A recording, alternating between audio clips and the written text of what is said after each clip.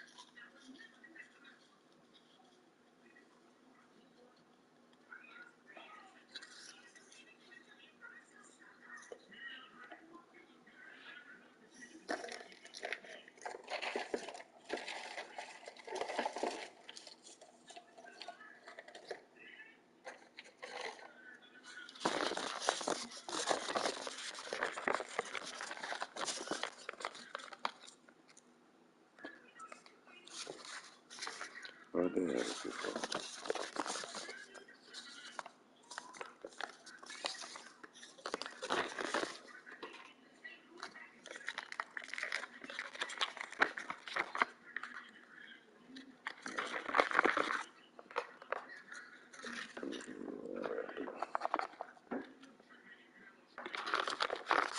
Booker, what are you doing? I'm in here.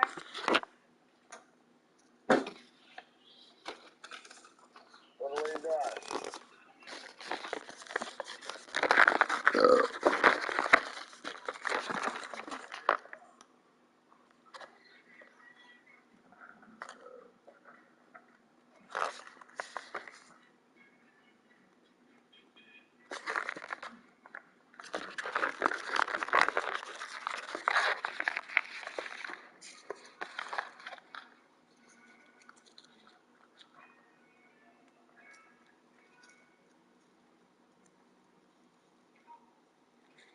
I'm a rapper. I smoke rents.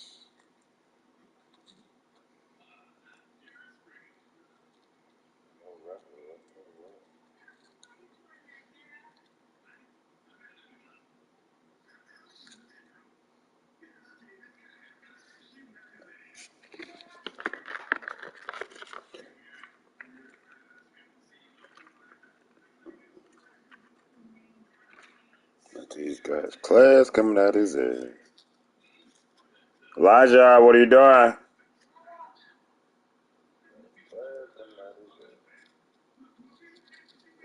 what are you doing?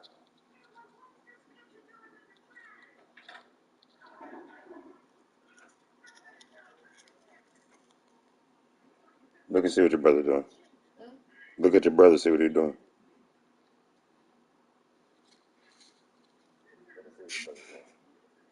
Look at your brother, see what he's doing.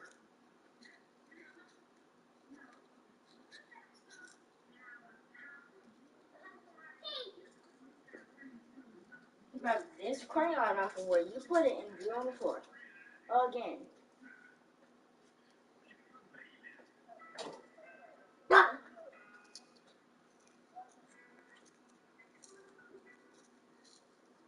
Why does he keep finding all these crayons? Who crayons are they? Why does he keep finding all these crayons? Who crayons are they? Just like this paint. Who paint is this every damn where? You better learn how to start putting this stuff up somewhere before I start throwing it all away. Who paint is this every damn where? You better learn how to start putting this stuff up somewhere before I start throwing it all away.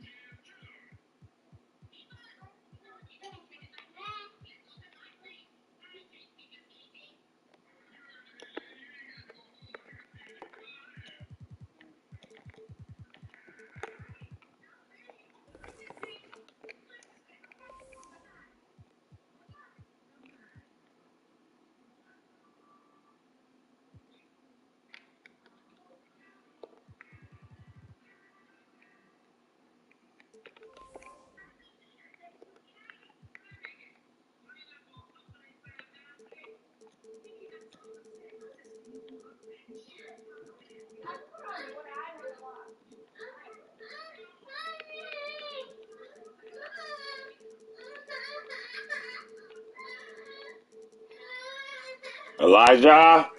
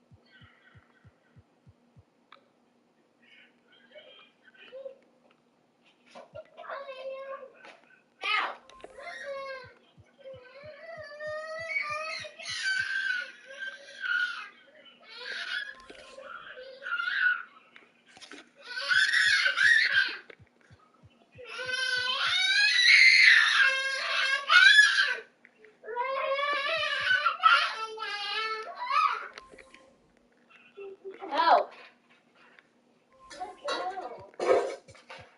You can't get it.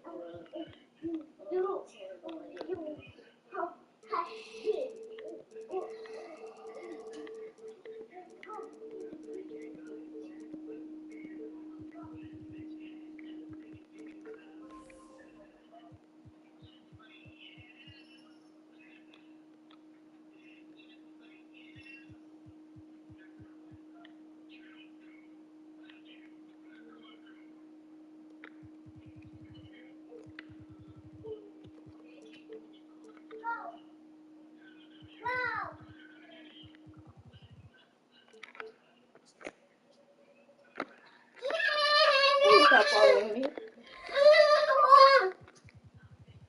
Stop following me.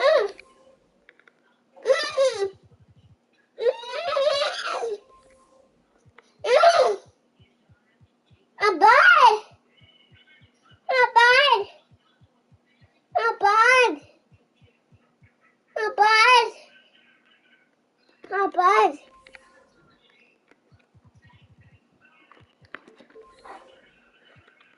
Wait. Wait. Go.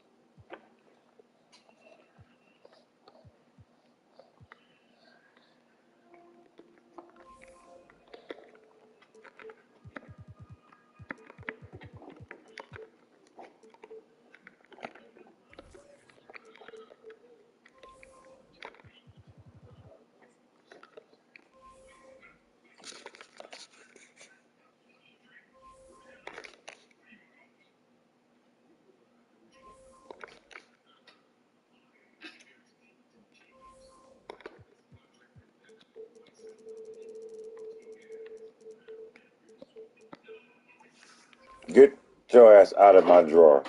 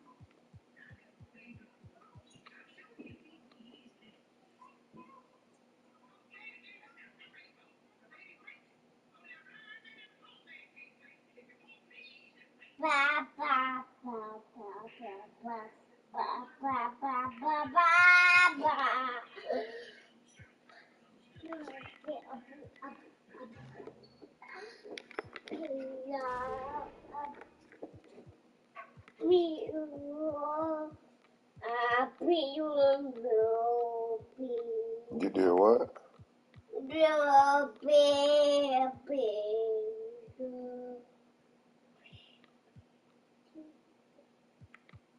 I'm ready to jump on you, man.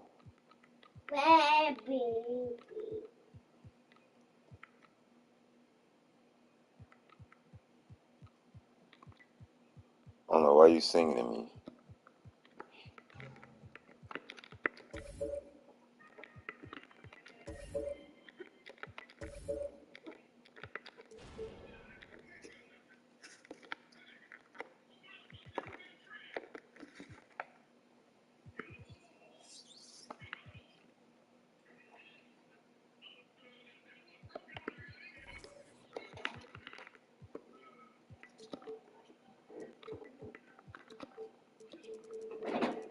Abad. What are you doing? Abad. Abad. Wake up. Wake up.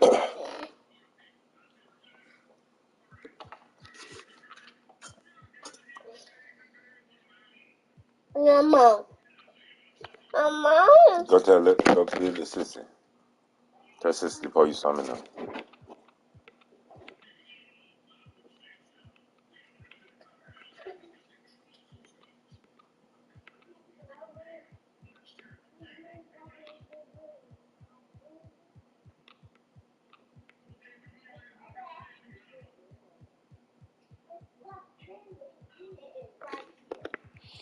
Go pour some juice in it for him.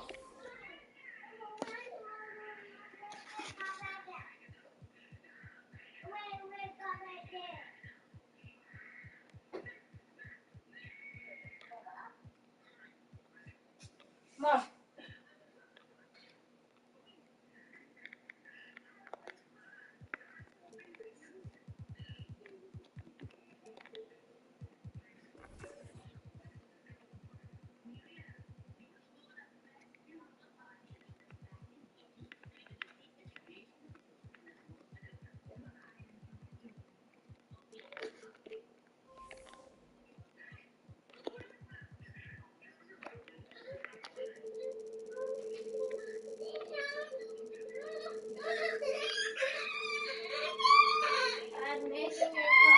Get, wait, get some more juice in it. Here. You get some more. Wait.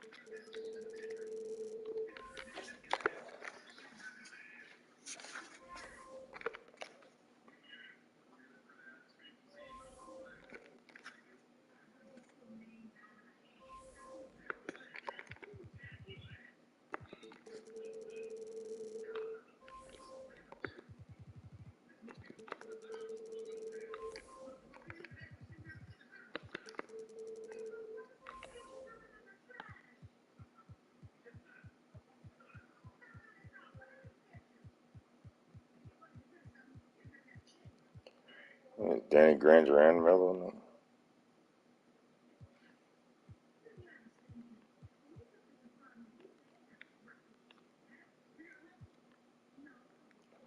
Ooh, go out like that.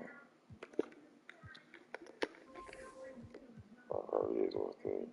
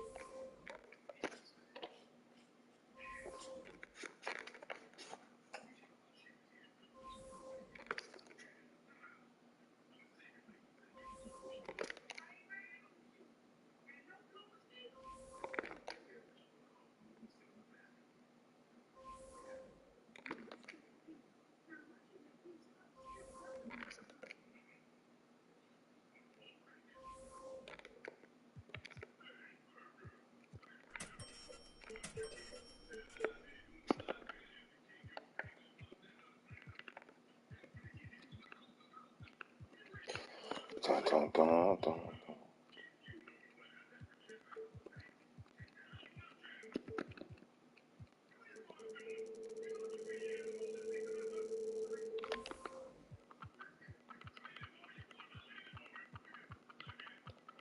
My team? Yeah, I'll show you on team.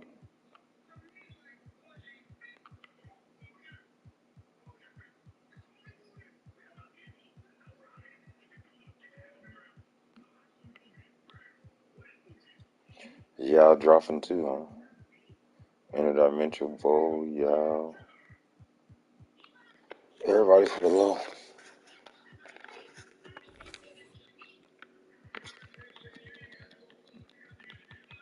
That's what I'm saying.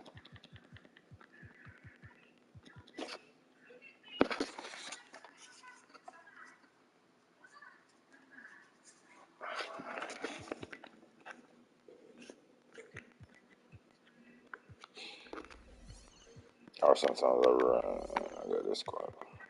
I run this one.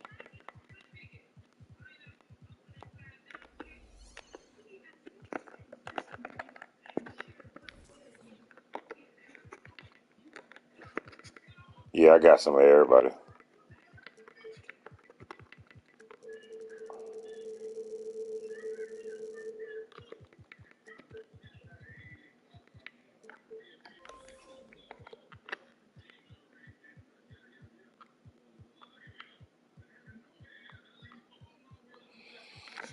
God, all these motherfuckers had Victor. Yeah, Victor off the stroll. Fucking.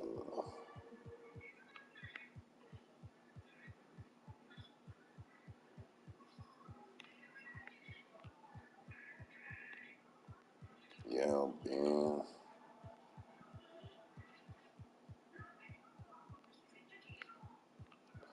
Why that ball dropped so much?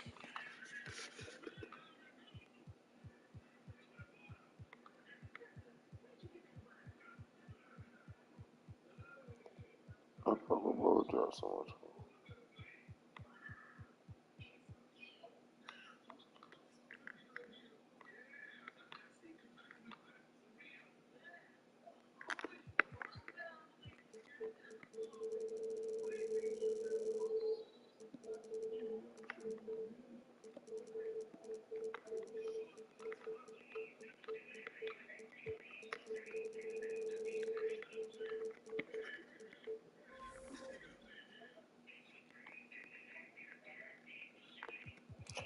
Market crash. Heck yeah.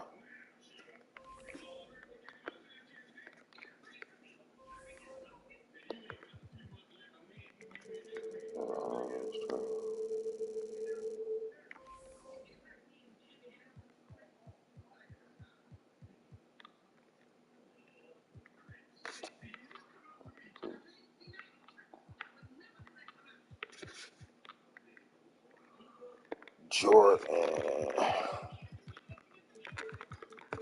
Yeah, the crash.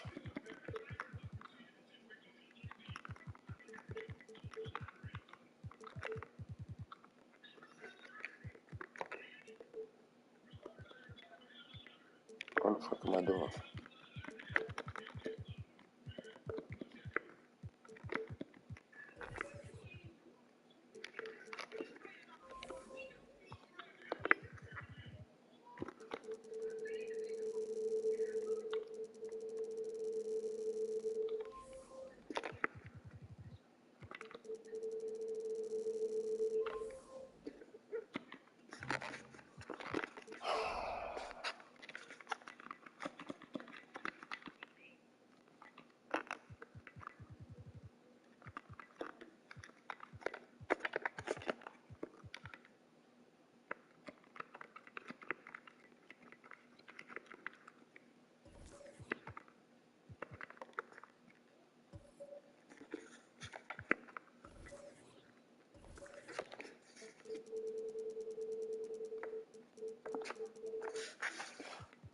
I can't stand the rain against my window. Elijah, what are you doing? Lily, what your brother doing?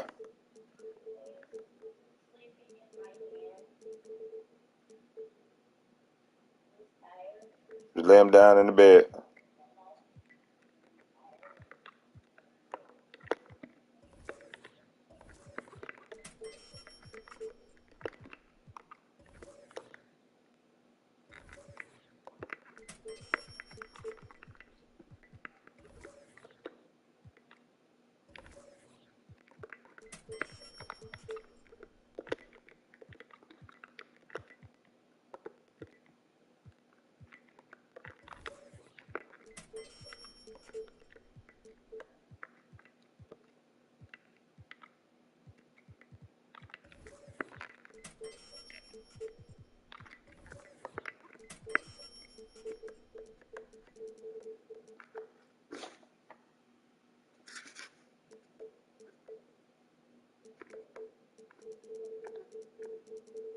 I really need.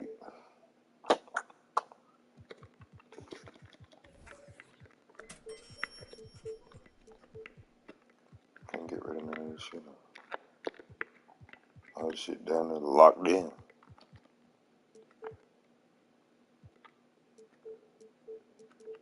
Stuck.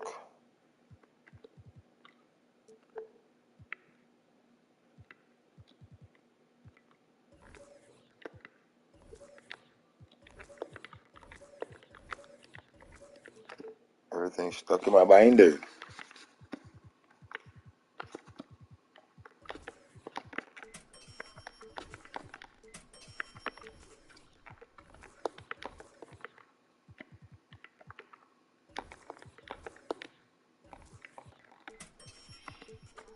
I don't think I can get there. Trying to get back to 400.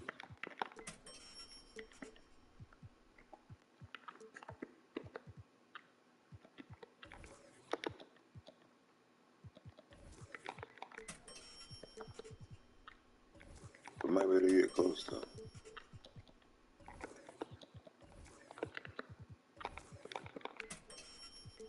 Oh, we there. Yeah. Get me back, baby. Take me back. Get me back. Take me back.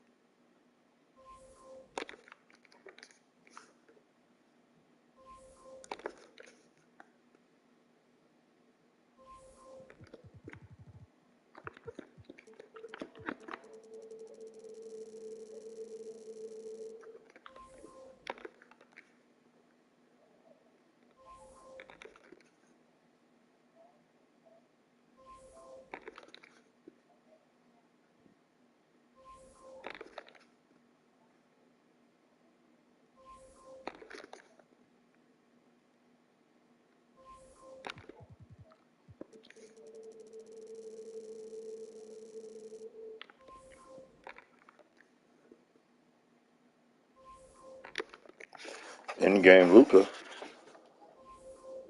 I might open some packs too, though. I might.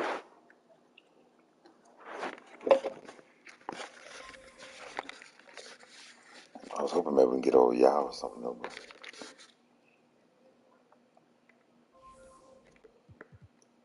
yeah, I've been dropping.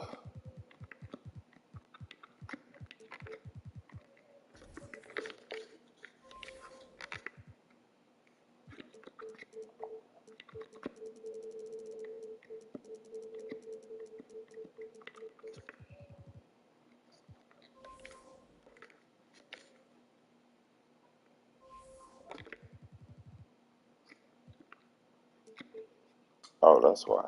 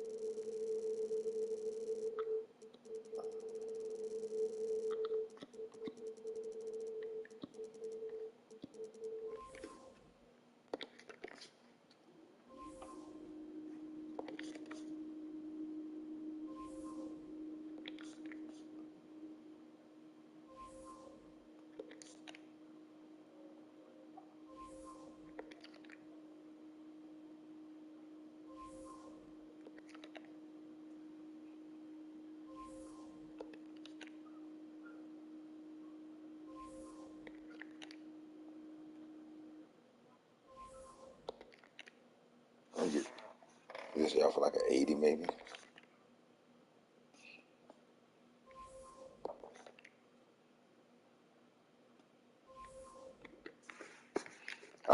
Backed off of it. I backed off of it so damn fast.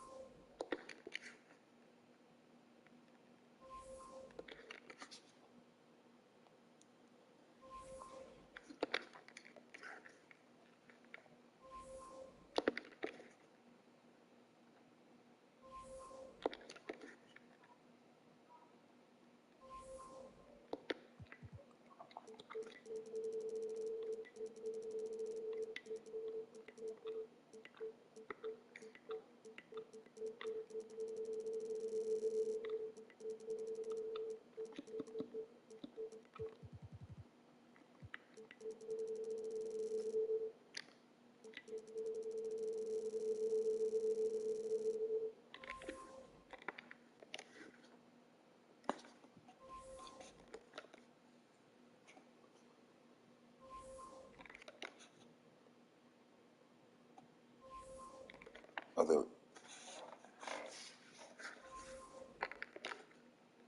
nah.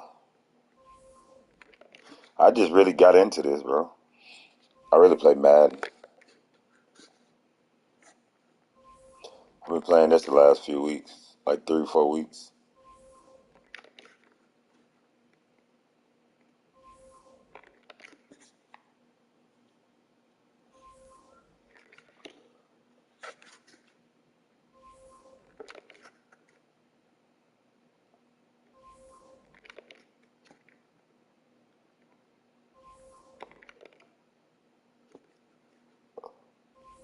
I like a lot of streamers that do though. Like when I be streaming, I be watching other people. So like when people be in my chat, I be letting them know.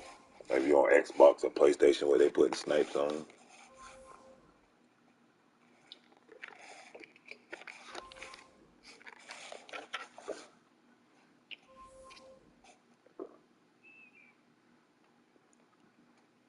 Shit, I be.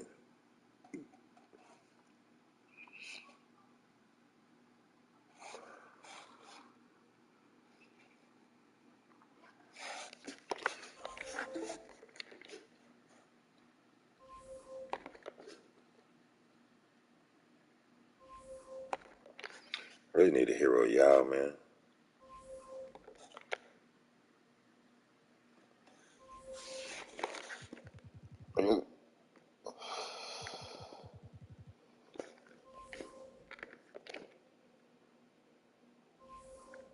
We can take a. Then we can just get a.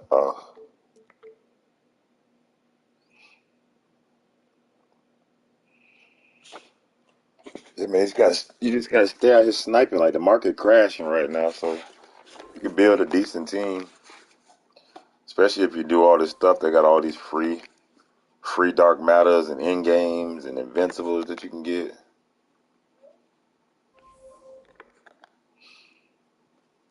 If you just get yourself up to 80K or so, you can get a good invincible. Snipe.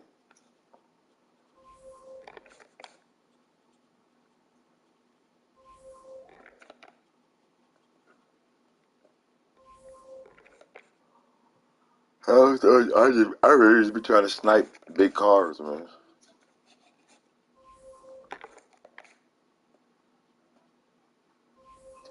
Most of my pulls, either I snipe them or I got them out of the MT coin, little coin packs, little 10-5. I pull a lot of shit out of them.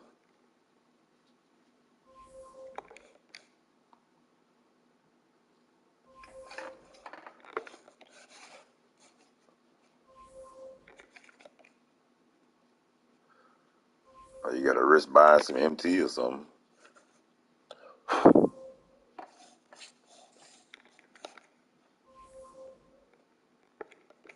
Yeah. Just gotta grind on the cheapest filter, man. You watch it like Jay Grimes videos on YouTube. Watch like Jay Grimes.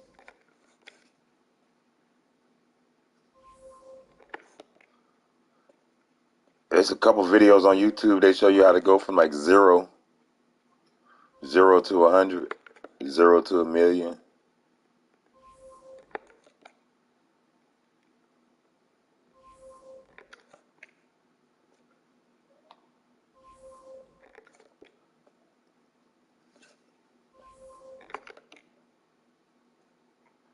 Yeah, I don't be giving nothing away.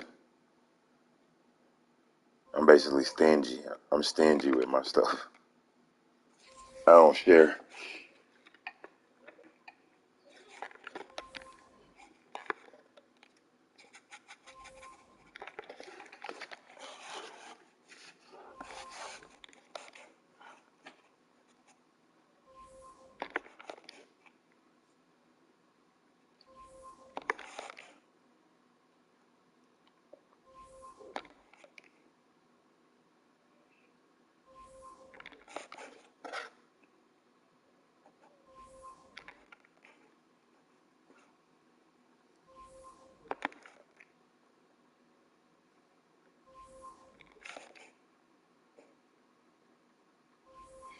That's all I learned, man. I just watch these videos, man. I just see what other people doing.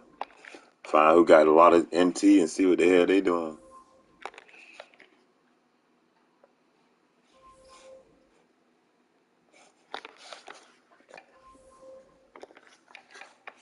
And all everybody I see, they say snipe. They say don't open packs, just snipe the card.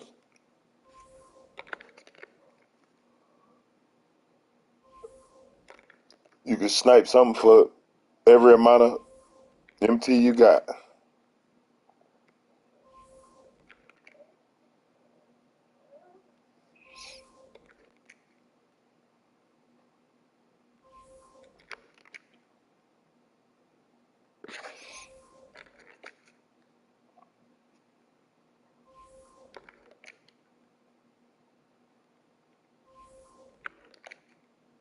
You probably had MT. You spun it on them packs, huh? You try to open them packs.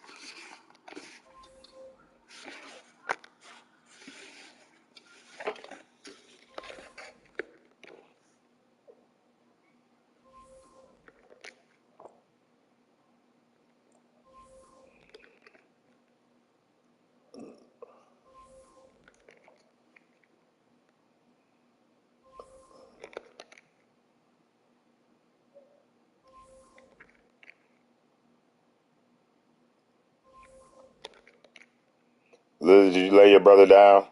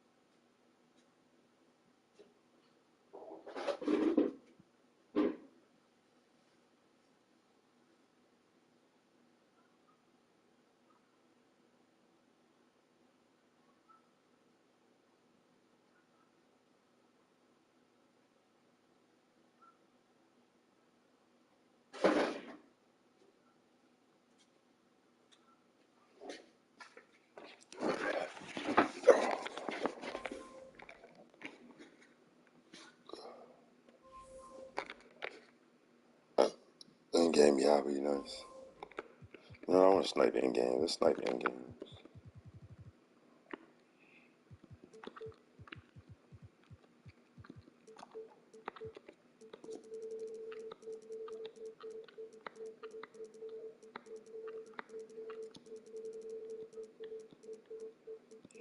Let's fucking snipe in games.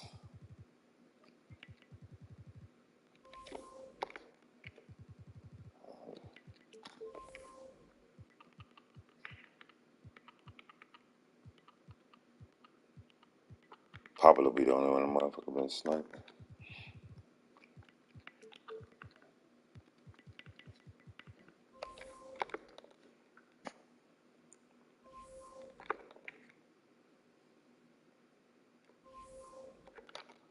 Papa been the only motherfucker.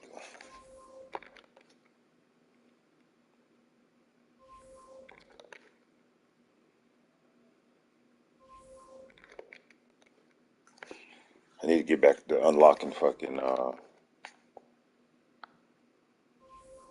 Iverson in game.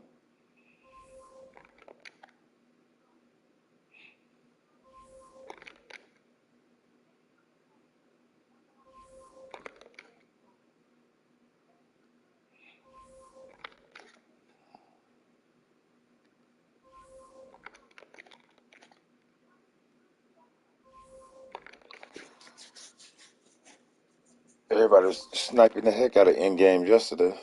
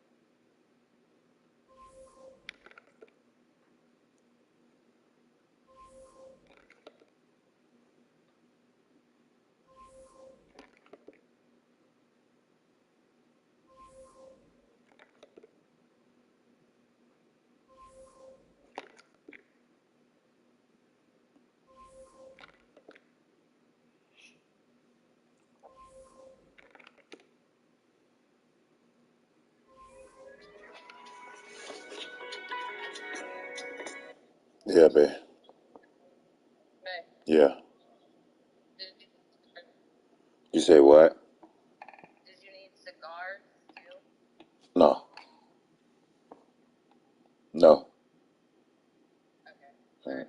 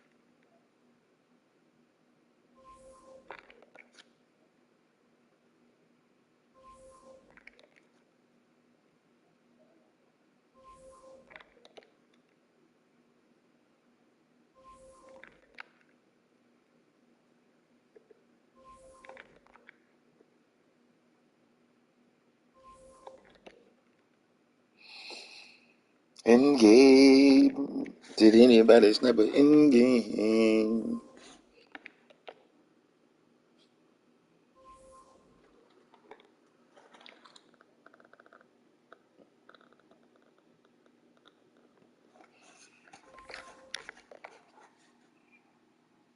I missed David Robinson last night. I got two Pablos though, but missed a David Robinson.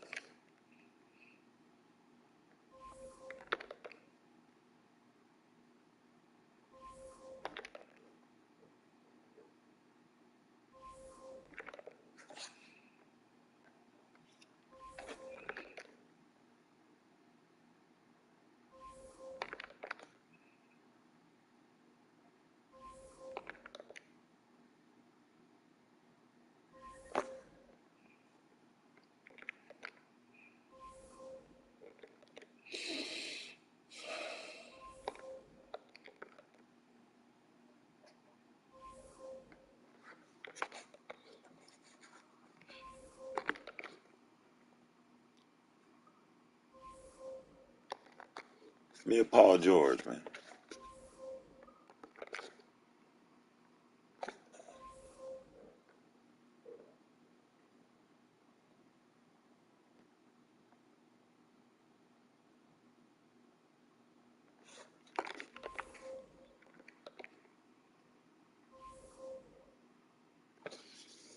Oh, my boy Snipes on.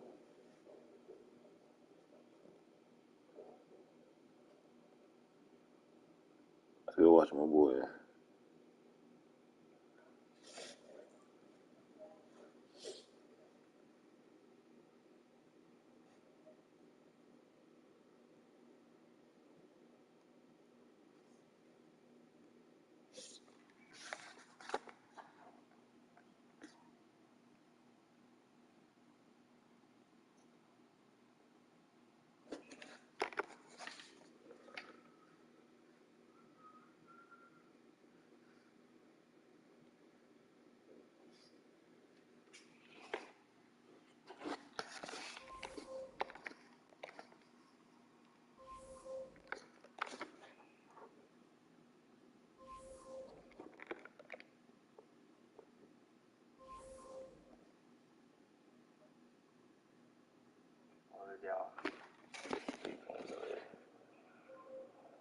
How's your day? Pretty good.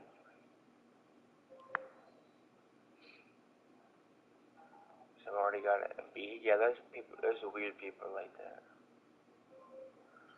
You know, that's weird.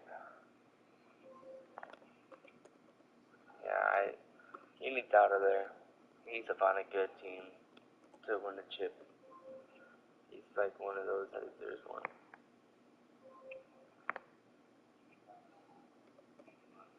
W, my God. You don't care about Dame?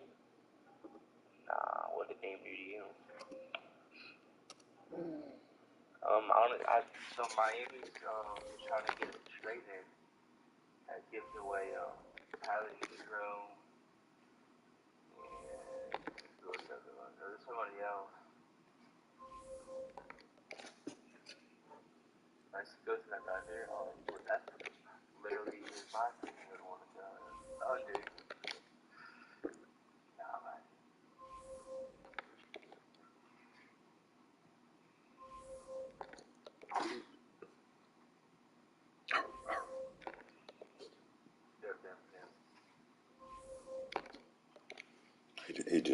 He might be asleep on me now. No.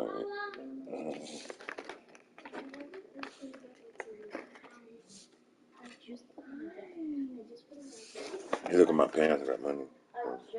I said I got money in my shorts. Okay, all three of you are telling me one question. What is your question? Okay, you asked me about that. I'm telling you. I get,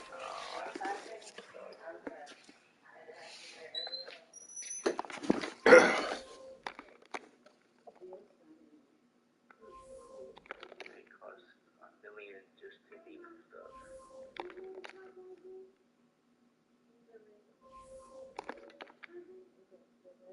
Which is kind of crazy. Yeah.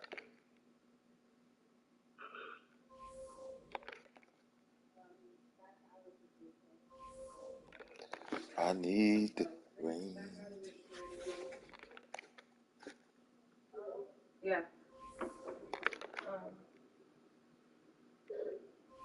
So he hasn't had a nap. He just laid down. Yeah. Okay. That's what I thought she was trying to say. It works if I play it again. And she ain't, they have no dang ice cream cookies in there. That's all she been eating. I say that's all she been eating. Don't let her get nothing. No more. Okay. That's what it was. What's it? But Curry, dude, Curry's like the worst one in the game. Like any game one. Make something for dinner. I have potatoes already in there and chicken and stuff, so I need to make some chicken rice. I want to have a small plate of whatever the hell we got to eat. This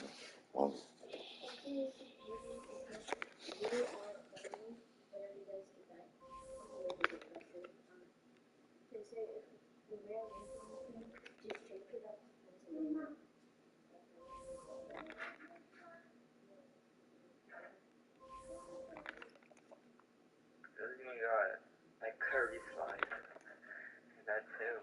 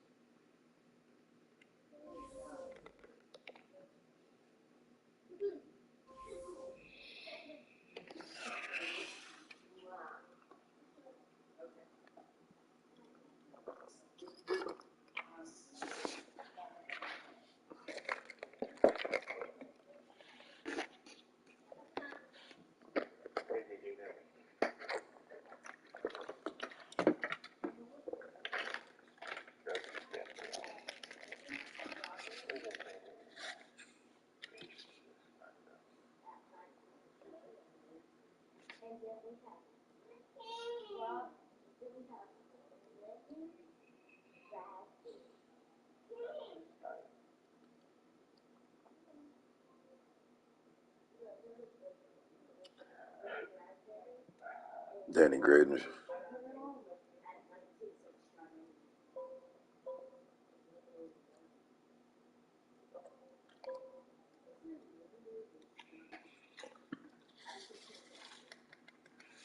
Danny Granger.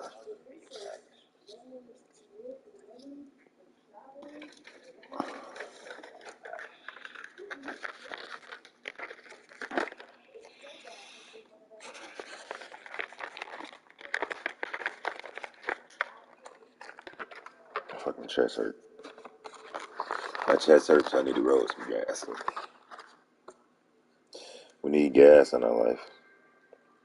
That little shit I was just smoking wasn't it.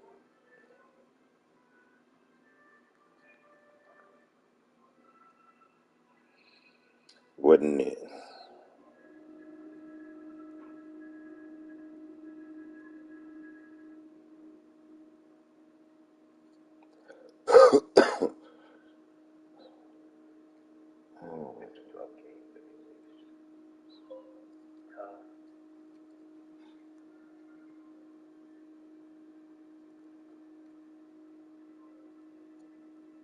It costs a lot.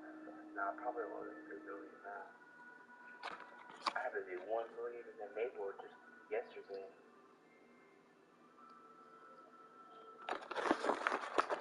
That's still, I think it's over a million. Probably like 4 to 5 million, bro. Not worth it though.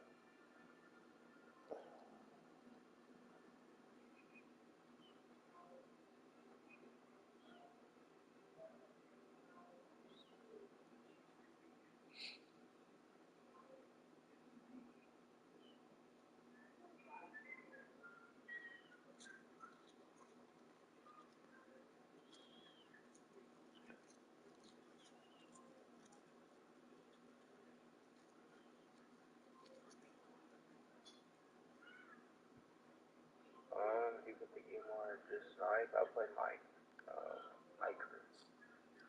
I'll play like my team. I'll play my crew though.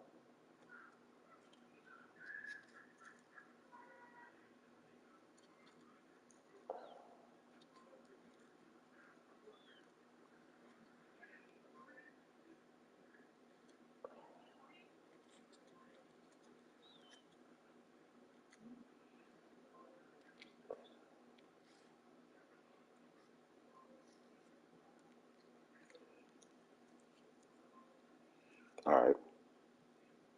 I'm ready. I'm ready to roll. Choice up big seats. 100K, 100K.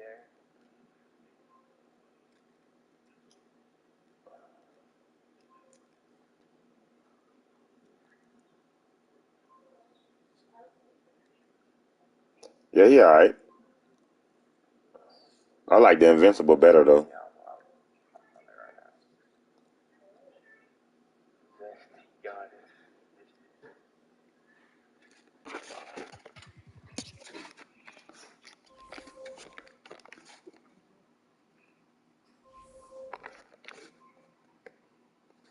nothing right.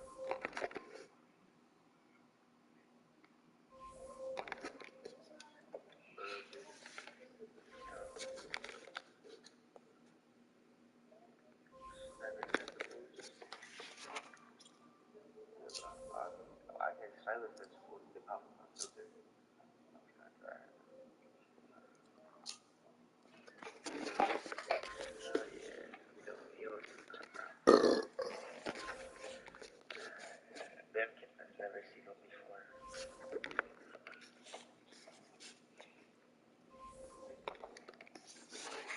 I need the David Robinson. D-Rob or Luka.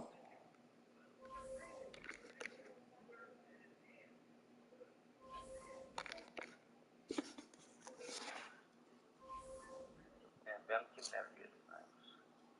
I think he's in fact the worst athlete ever.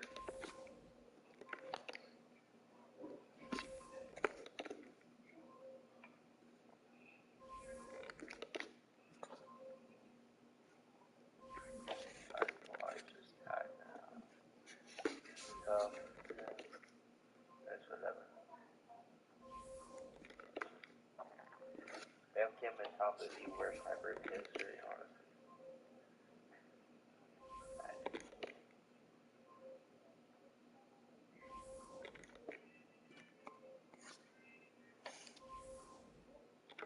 W Rocket.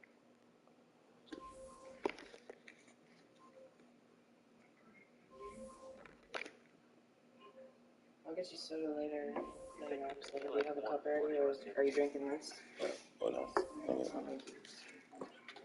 Here, to post something there. Just I was drinking. Listen. So did I.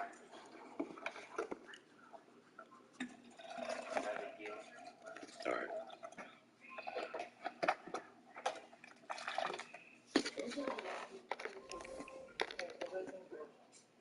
Imagine we get a 4 night stream. I would play Fortnite. Dang, chest hurt.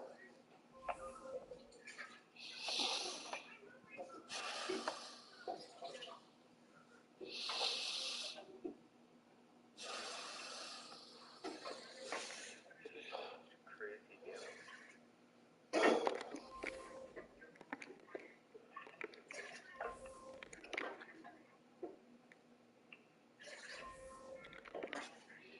I think I get it in game, man.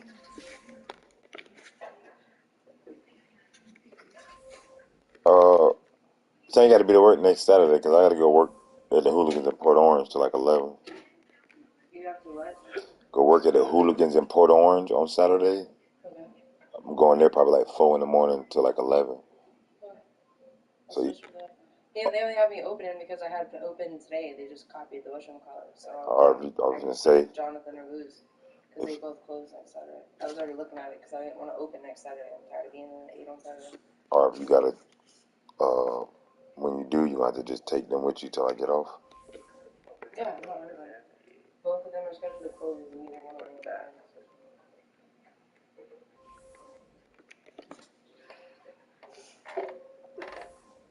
I don't know how many Saturdays I'm going to be doing that for. Well, I'll tell them I don't open on Saturdays. All right. I get out of there at 11 though. Yeah. Like even though, for example, 7 and 9. I found it. Like, do I also have to, get your with, oh my god. Do I also have to get, how do I say this word? Is it the sniper have you seen with endgame, or, also gotten? Like, what I'm talking about, you said that you got 7 and you see 9. Like that comes up, or not?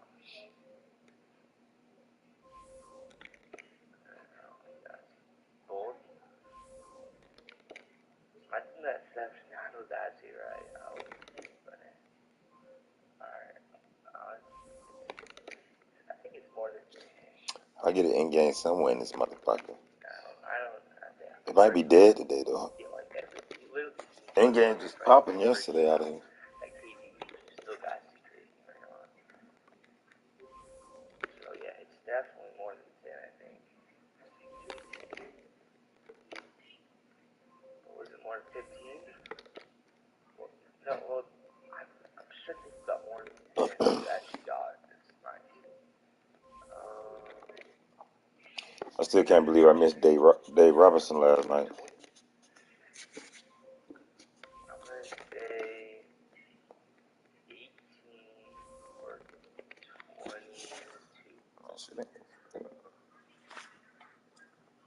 Bro, imagine that was close. 18 or 22. Are you serious, bro? Ray, X2, what up, man?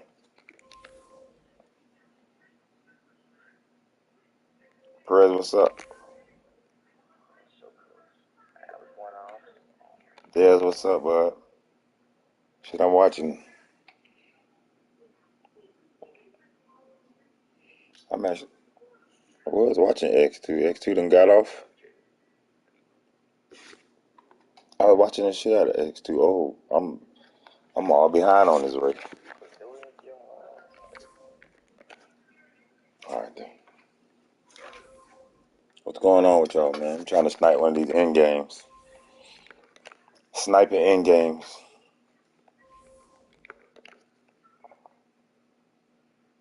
X2, thanks for the snipe, my boy. For the raid. I'm talking about thanks for the snipe.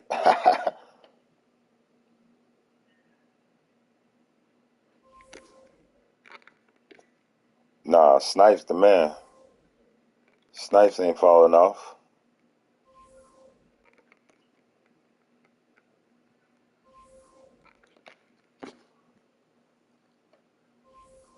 one person, two person, it's all love, man. I appreciate it. I was just sitting there watching them myself. When you're awake.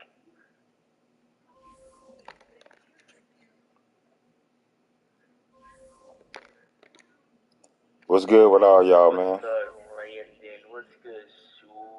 What's good, TB3? What's good, Brendan? What's good, James? What's good, Ship? Oh, you are. Oh, what the hell? Shit, I watch you, man.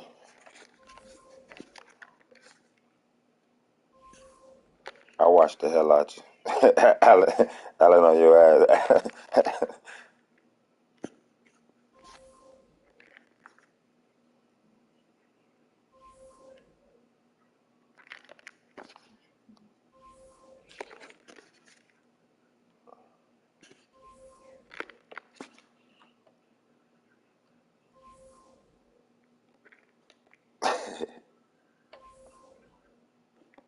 Snipes, what you got today? You snipe anything good?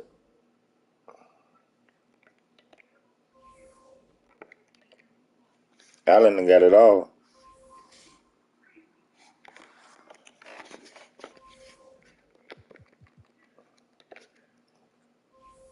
Yep.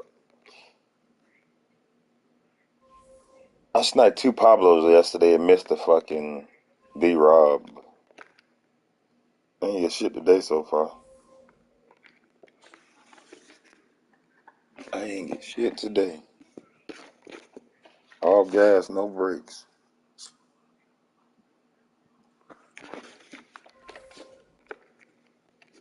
I really need to get that fucking... I really need a Yao Ming, man. I might have just get that Titan Yao for the low, but... That Titan Yao dropping. I need a Hero Yao.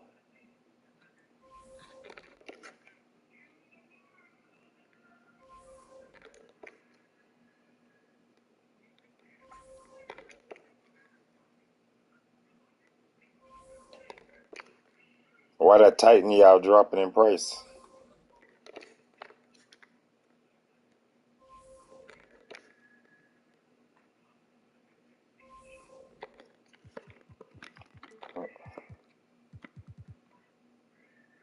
Yeah, it's dry as hell. Yesterday it was jumping.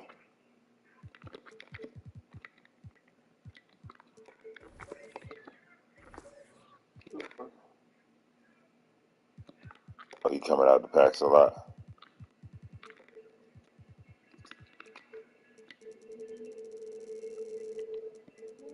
That's your feet. You know, you just finished your cup and you're about to throw it. What? Yeah.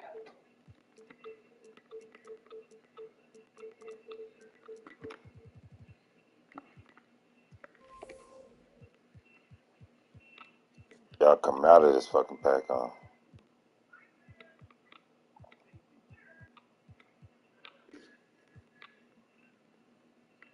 Y'all for the 94.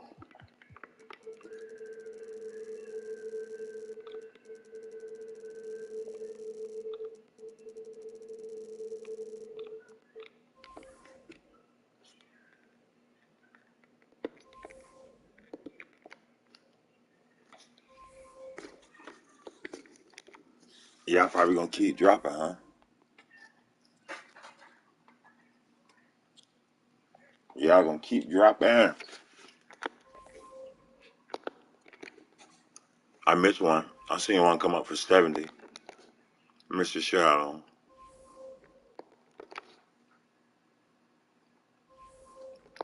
I really just need him because he gonna claw this damn stroll up. He clawing it down.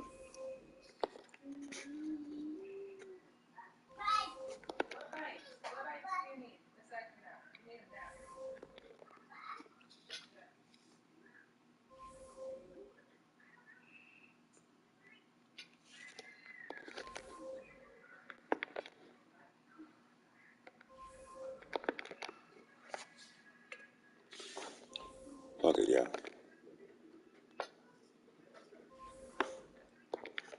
What can I get him for? How much y'all man?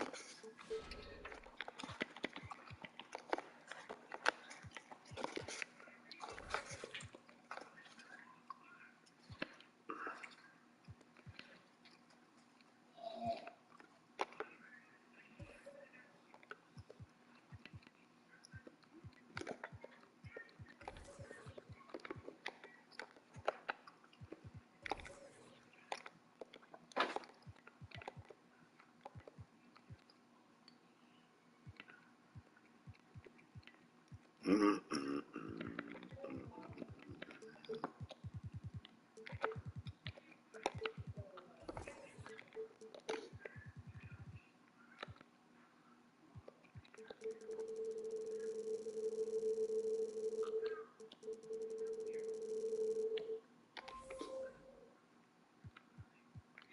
I bet y'all, you regular motherfucker.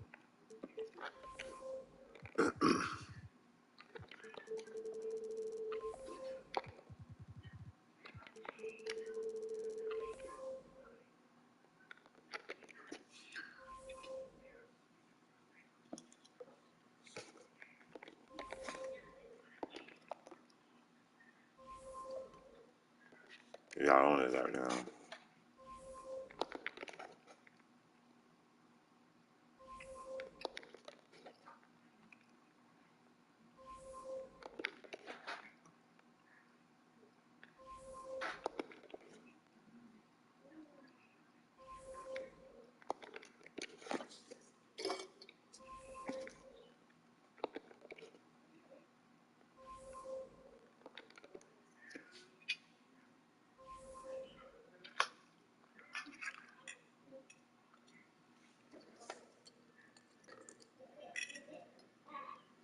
What do you need, y'all?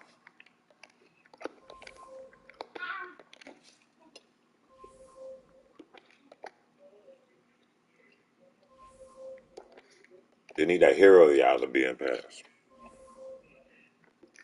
Hero y'all and Bolo Bolo need to be in pass.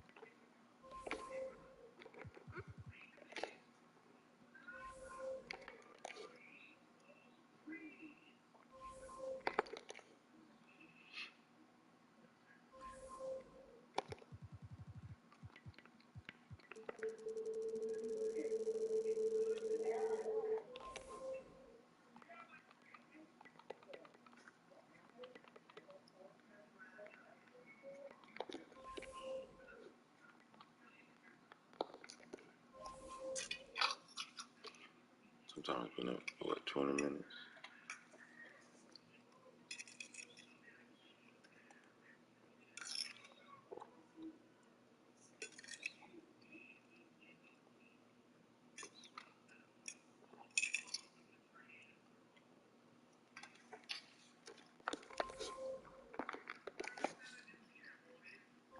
Tim Thomas dash and no snap no more.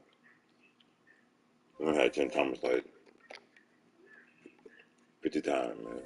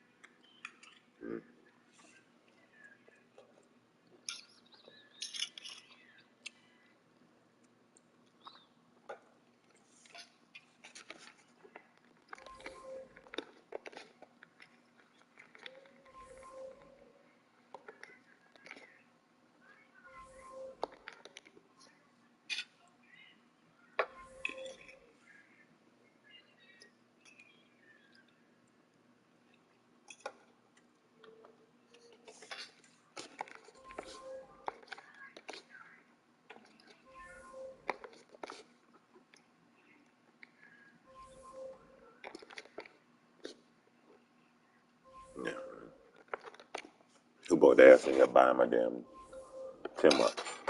Fucking my shit up, man. I need that Tim on now.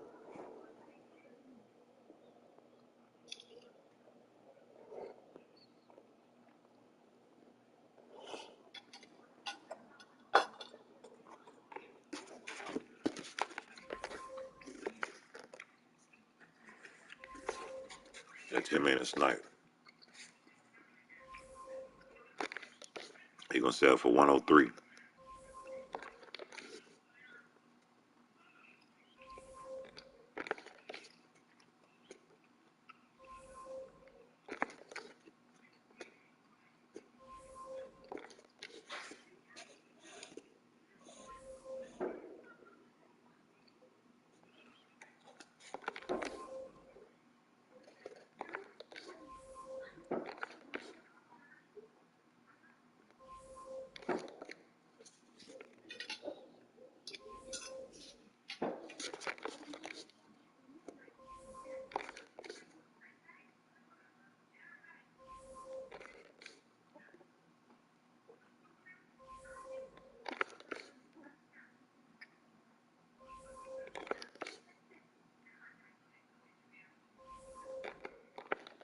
Something gotta shake, baby. I'm a bake a cake, baby. I'm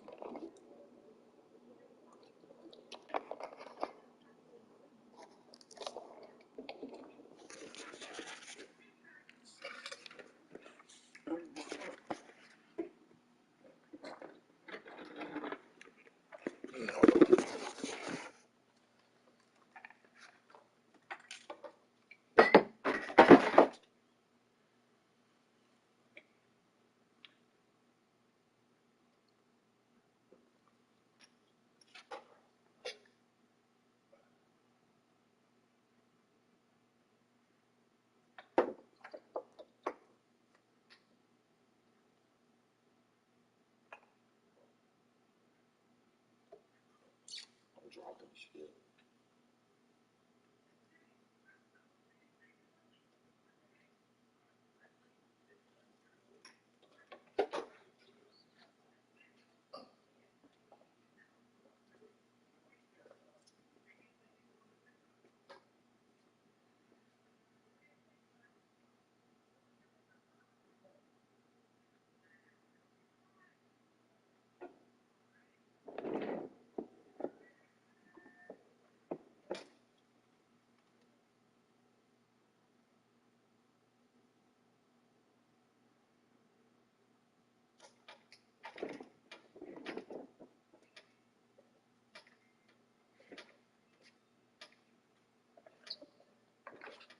Big ass fucking dropping.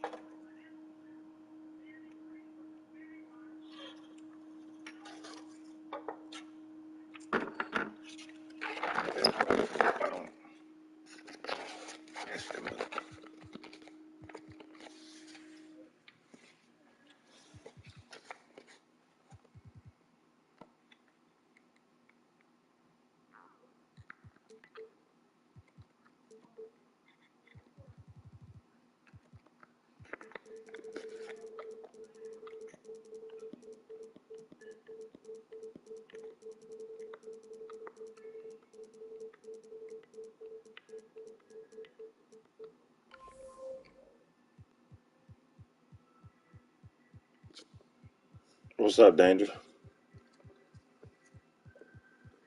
I don't know where Surge at. I was looking for you last night. I thought you were gonna come back and get on.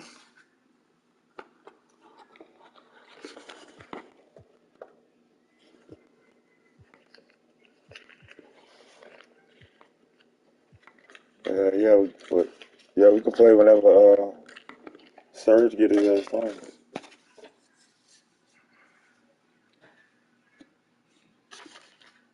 Cool, huh? Yeah, when Surge get on, we can do it.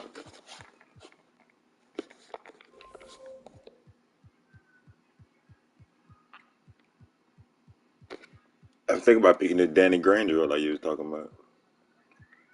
In the middle of fucking buyouts now.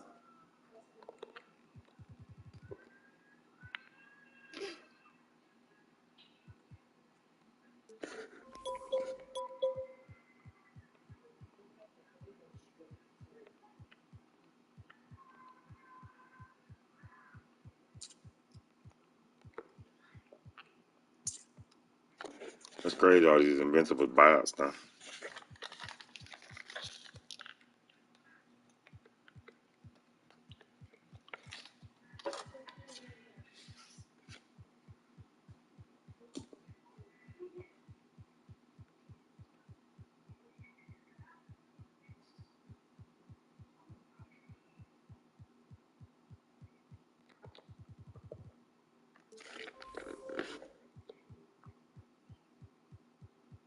Get fucking Danny Granger off this motherfucker.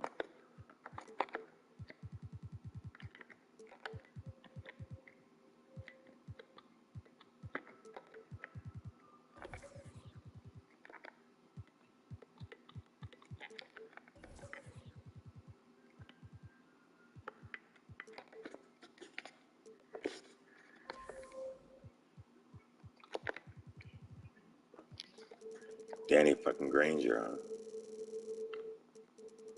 You say you like this Danny though, ain't it?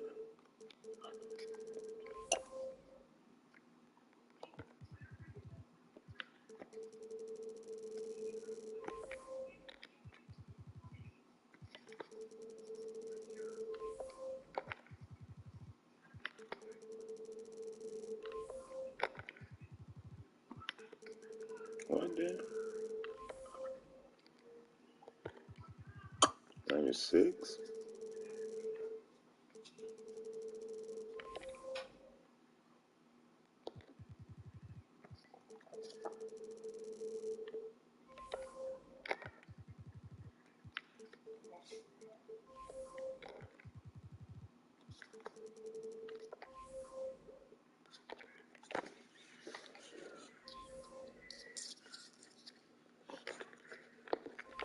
Maybe we can get you off this road, Danny.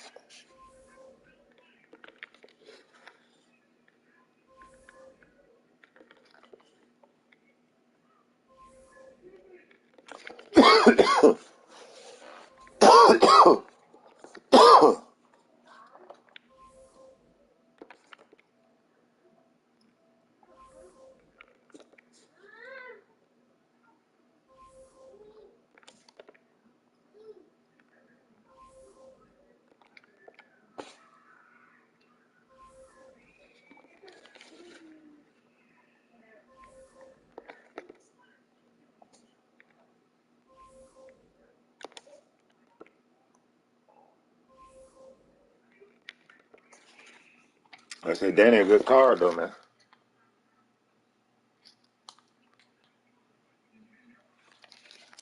Say he like Ty DeBow say he like Danny Granger better than Tim Thomas.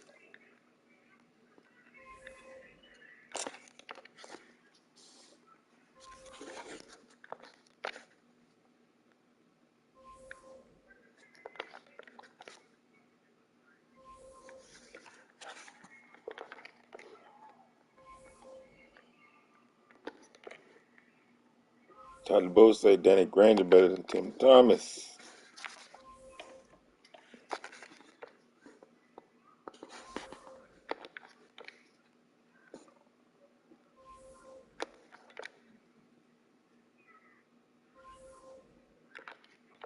Everybody can't be buying up Danny now. Danny was just.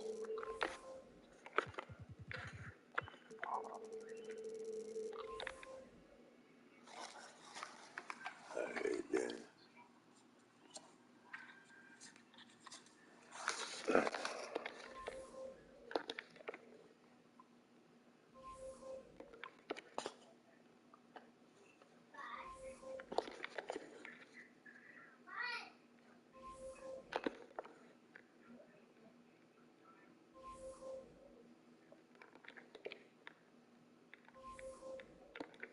Danny, you gone, man.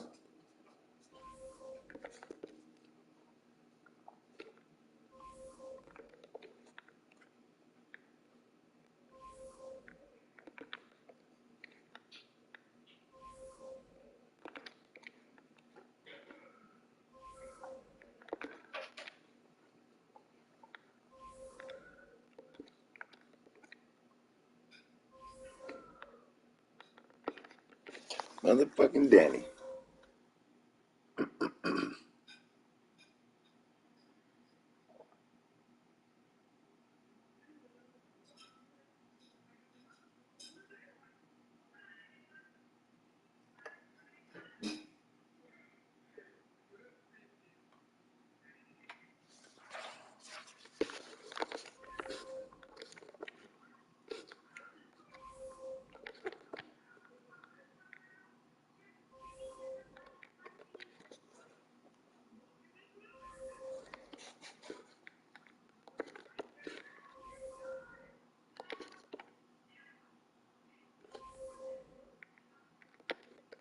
Oh, you show up and your ass disappear out of here.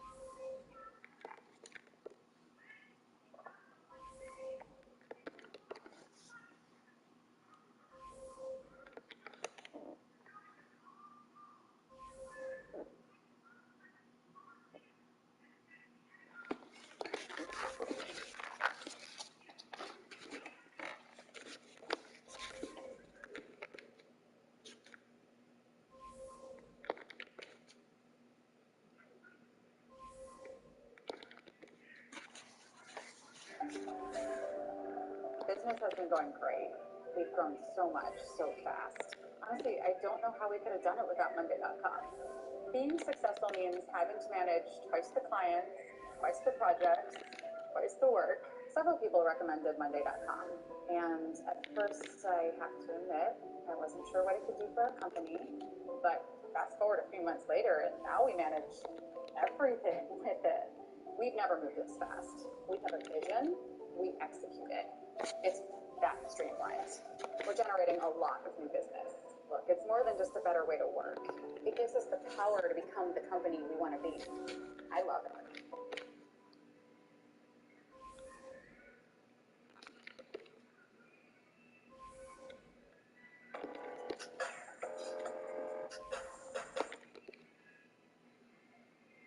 It is the Org Today by Chat Sports. Tyler Jones here. Thanks for joining us. Coming up on today's show, we'll answer your mailbag questions. Whatever you guys got for us using hashtag or Super Chat. This comes from our live show that we do on Wednesday, 6 p.m. Eastern, 3 p.m. Pacific, where we react to questions in real time. You may be saying to yourself, man, I would love to be a part of a mailbag. Well, you're in luck because if you subscribe to the Org Today, which is for free, then you too can be a part of our mailbags that we do each and every week. Subscribe now, turn on notifications so you never miss a follow. YouTube.com/CORTV. We'll get started with all first. Mailbag question. The man himself with a $10 super chat right there says, as for the D-line, I got Draymond Jones being the season standout best interior defensive lineman. Hashtag standing on that. Hashtag. The man himself, I love it. I love to see praise for Draymond Jones. And, you know, we've had so much stuff go on with Seattle. It's been an eventful offseason, right? For the Seattle Seahawks. You know, it started with Draymond Jones, Bobby Wagner. Obviously, they had a lot of picks, drafts, everything that went with that. Draymond got the ball rolling, right? And you took a significant upgrade to your front seven, your defense, by adding Draymond Jones. Wasn't cheap. Didn't get him at any discount by any means. But I think it was money well spent. I think you're going to be very satisfied by what you see out of Draymond Jones, the product that he puts on the football field, the impact he makes on his defense. Nice upgrade. Watch out, Draymond Jones. I think he's Pro Bowl caliber. Pass with $5 super chat right there. Okay, so I knew Bobby Wagner would be back. My question is, are the Seahawks running a 3-4 because he's back, or what is your take? I think the defense is going to look very similar to what it was in 2022. And Bobby Wagner, you're going to see him take on a role of the green guy. He's going to be the signal caller. The defense is going to run through him, and he's going to be that guy. I think you're going to like what you see where Bobby Wagner is going to be spectacular. And think about this. You know, we were asking folks a while back, you know, who's going to be the breakout players of the defense and all this. And I get people saying Bobby Wagner. What? Bobby was great last year, even with the Rams. Even if you don't want to admit it, Bobby was fantastic. The Los Angeles Rams. He looks like one of the best middle linebackers in all of football. So he's not going to be breaking out by any means, but he might still be the best player on this Seahawks defense in his return. So the defense runs through Bobby Wagner, as far as I'm concerned. Buck and Plank, hashtag Seahawks. I've been optimistic about Drew Lock being the long-term answer. Is it possible? Oh, Buck and Plank. I hate to burst the bubble here, but let's get real. The answer is no. Not happening. And I get this question from time to time about Drew Lock. You know, maybe just sitting a couple of years behind Geno will do him a lot of good, and he'll be in good shape and all this. And I'm just going to sit here and tell you right now, Drew Lock's not that guy. He is going to be a career backup. I have no problem with him being the backup quarterback for the Seattle Seahawks. I think that he knows the system. He's got in-game experience, former second-round pick and everything. That's just fine. But that's it. This is it for Drew Lock. Maybe he gets another shot at some point down the line, whether it's for Seattle or some other team to be a starter again. But his future, I think, is best served as just being a backup quarterback. And that's okay. There's nothing wrong with that. It just kind of is what it is. So, no, I don't think he's going to be the long-term solution. Will Drew Lock ever start at quarterback for the Seahawks? At some point in time, will we ever see Drew Lock start a game for Seattle? It's our Ben Collins. You know, I get an ad break, so take advantage of it. Get your votes in, let me know. Why for yes, in for no. Will Drew Lock ever start at quarterback for the Seahawks? Let us know what you think already. Why for yes, in for no. Let me know. Come on, Danny. Walden University is all about you. It's time.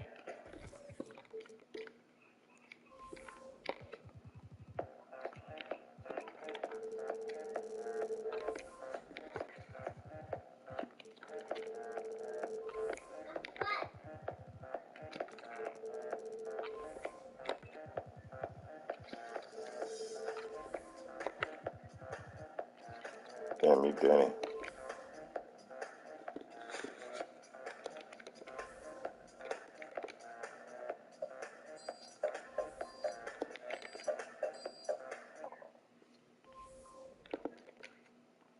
$2 super chat from the man himself. Seahawks defense will finish top 5.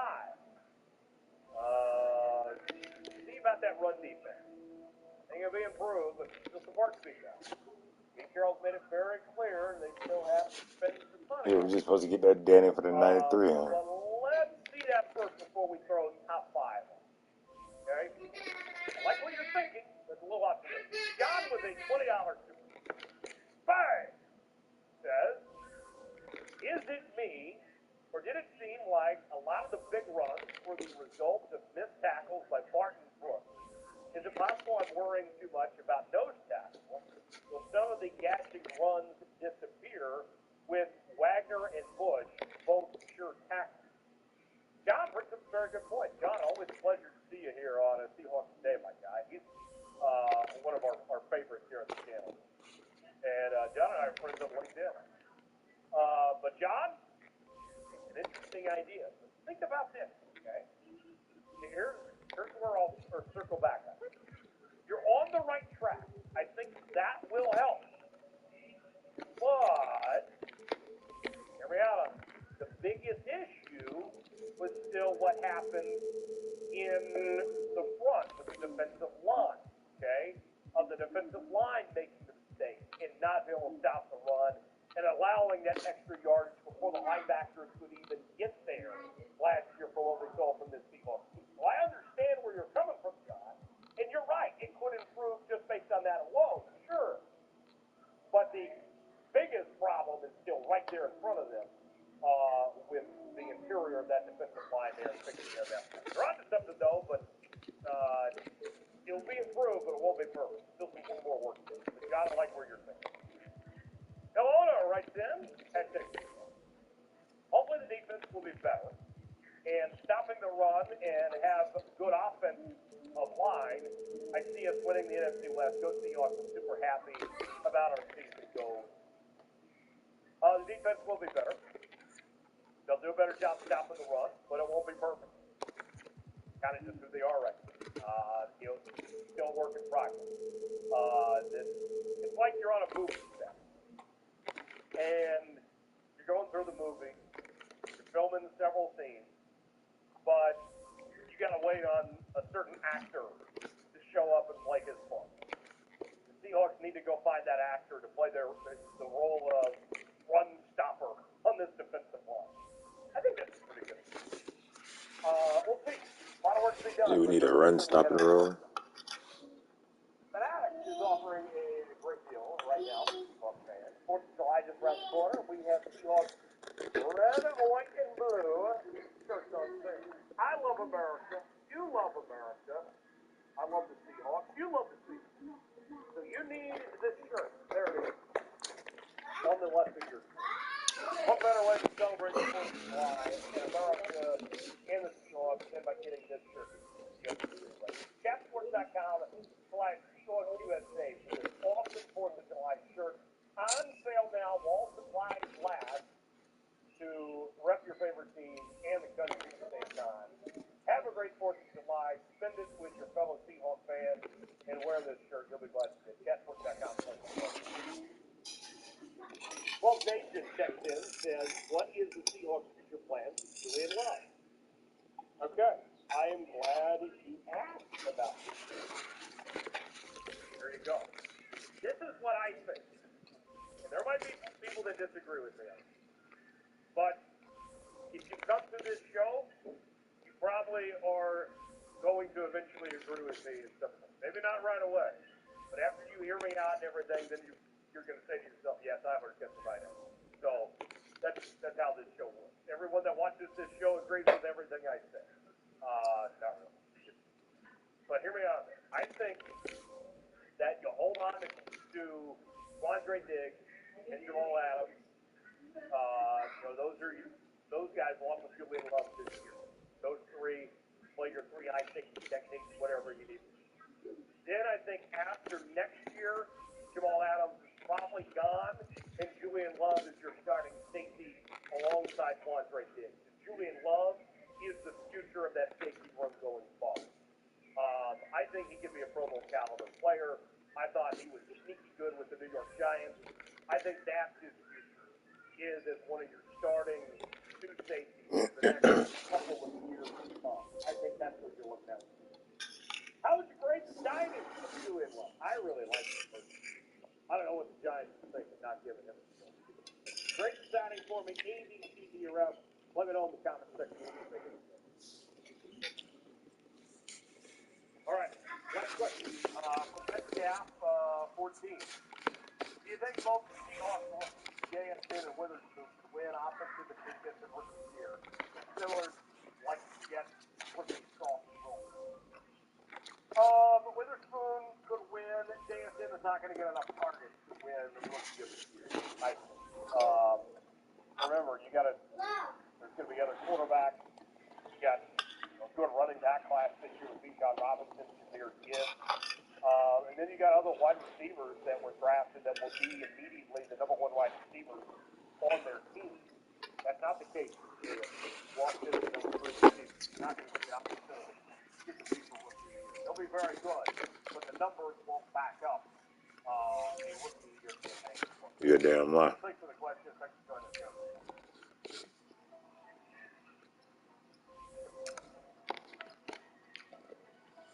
You know what Jazz fan do?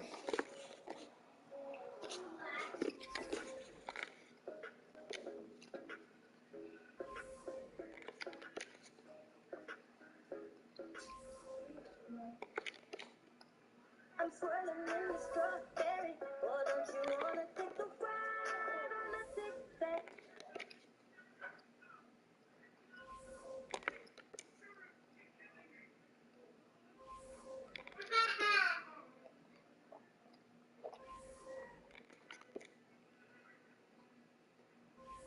With OTAs and minicamp now in the rearview mirror, the Seahawks are enjoying their summer break, and they believe that they're going to be a contender in the NFC. Where do they rank among the NFC's best big league guys to be dishing out our post-launch season power rankings here on the Monday edition of Locked On Seahawks? You are Locked On Seahawks, your daily Seattle Seahawks podcast. Part of the Locked On Podcast Network. Your team every day.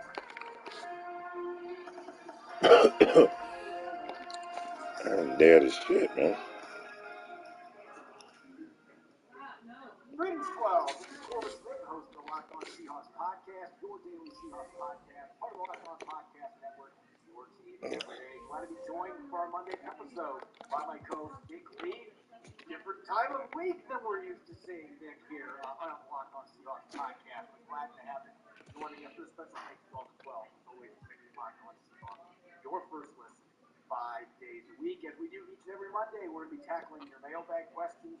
We're going to continue our 90-man rundown with numbers 55 through 51. We're going to start getting some familiar names, some guys that have played some games with the Seahawks as we get away from the undrafted ranks and some of the newcomers that have signed with the Seahawks. Jam-packed episode coming your way courtesy of FanDuel Sportsbook, the official sportsbook of the NFL. Make every moment more. Visit FanDuel.com/LockedOn today to get started. Now for your lead story here on our Monday edition of Locked On Seahawks. Up to this point, we've seen teams out in the field with OTAs, mini camps, rookie mini camp, you name it. All of that is in the rearview mirror now for the entire NFL. We moved into the summer break for NFL players. They get 6 weeks before the start of training camp. And with that being said now, Nick, I think it's funny when we see post-draft or post-free agency power rankings because we really don't know what teams are going to exactly look like until we get to about this time of year. And there's going to be a few other signings made.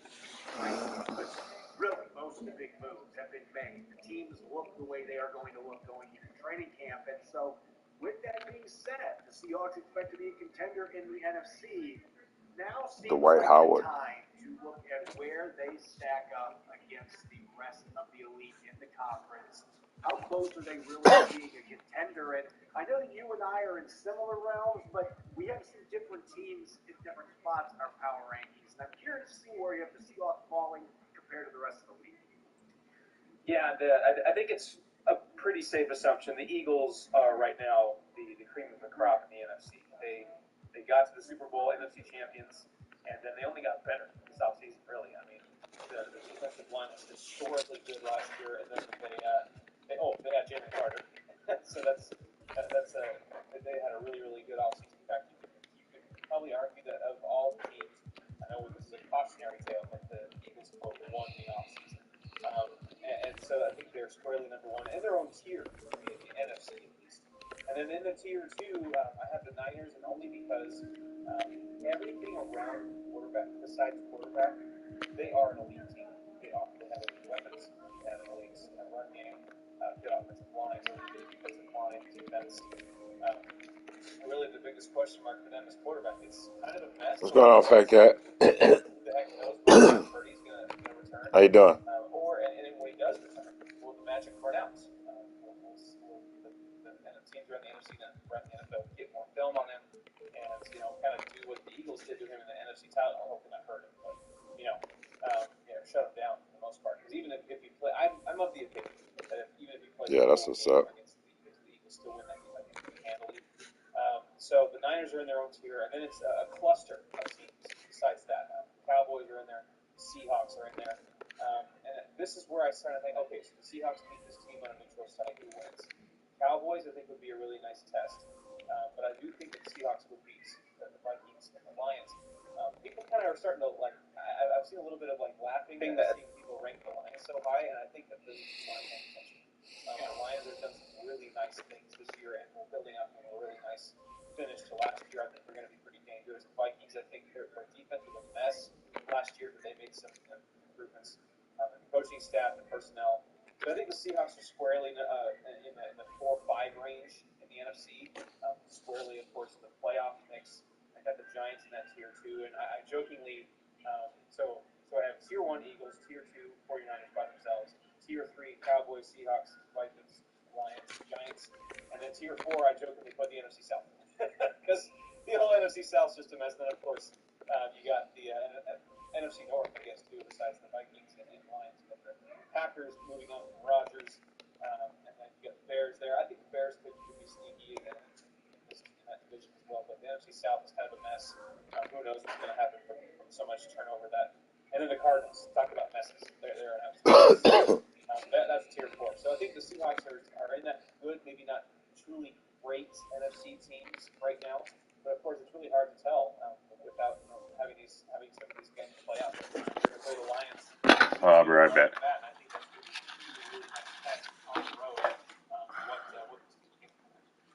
Yeah, I normally have 5 or 6 tiers because normally you're not playoff teams. You can differentiate them, but I feel like in this NFC, with all the quarterbacks that have defected over the other conference, it just feels like there's just this big batch of teams that all are equals. It feels like any given game they can beat each other, but I don't view any of them being good enough to necessarily threaten for winning division. Now, somebody's got to win the NFC South, so one of those teams is going to win. But for me, I've got the Seahawks in a very similar spot. I actually have the Dallas Cowboys as my number 2 team in the NFC. And I know that some people are going to laugh at that because Dak Prescott did not have a great season by his standards last year. But I am much more optimistic that Dak Prescott adding Brandon Cooks to an already pretty solid receiving core, the run game that they have, the defense that they have. I think it's a top 5 defense in the NFL. I think that they have the better quarterback than what San Francisco has, regardless of whether they're on Purdy's back or not. I just think Dallas is a team that has a chance to maybe finally take that step this year where they can really compete with the Philadelphia Eagles and try to get to a Super Bowl. So I've got the Cowboys and 49ers in tier 2. Seattle, to me, is number 4. And I think that they have a little bit of separation from the other teams in this list. I've got the Detroit Lions. I know people you said are laughing about it, but I think Detroit is a giant in weight. They have all kinds of good young talent on the ball. I like their coaching staff. This is where you and I differentiate a little bit. I actually have the New York Giants in tier 4 because I still don't trust Daniel Jones enough for me to put them in that list. And meanwhile, I know everybody is sleeping on the LA Rams, but I can see the Rams being like the Seahawks last year, where nobody expects them to do much. But if you have a healthy Matt Stafford, Aaron Donald, and Cooper Kupp, I like their draft class too. And we saw what happened with Seattle last year. The rookies come in, they make some plays, and you've got some talented veterans. You can be very competitive. I like their coaching staff. I think the Rams are a team to watch out for to squeak into the playoffs. I know a lot of people laugh about that. There's people out there thinking they're a 6-4 team. If they have injuries, it's going to be hard for them to overcome them because I still think depth is a concern. But there's still enough talent there. Now I've got the Rams and the Vikings being the last 2 teams in that tier. And then the top of tier 4, I can see the Saints and Derek Carr really works out and the defense keeps playing well. I can see the Saints being respectable. I think the New York Giants have some weapons. But again, it goes back to I still trust Daniel Jones, even after winning a playoff game last year. I'm just wondering what's the next step look like for him.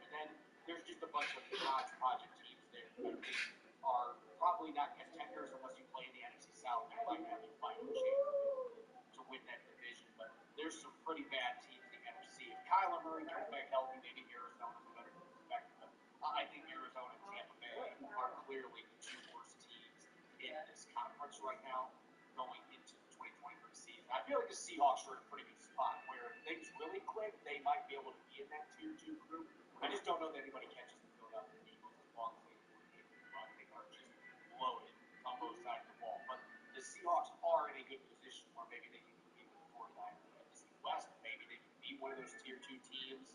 But it feels like there really is 7 or 8 teams there at the top, and there's just a big problem. And that's assuming those 7 or 8 teams stay healthy. Get to the Rams, it might be a little more of a struggle for them because they don't have as much depth. They lost a lot of talent for this offseason. Coming up next, Nick and I are going to tackle your questions on Monday. Mailbag. Don't go away. You're listening to the Monday edition of Marco on the Seahawks.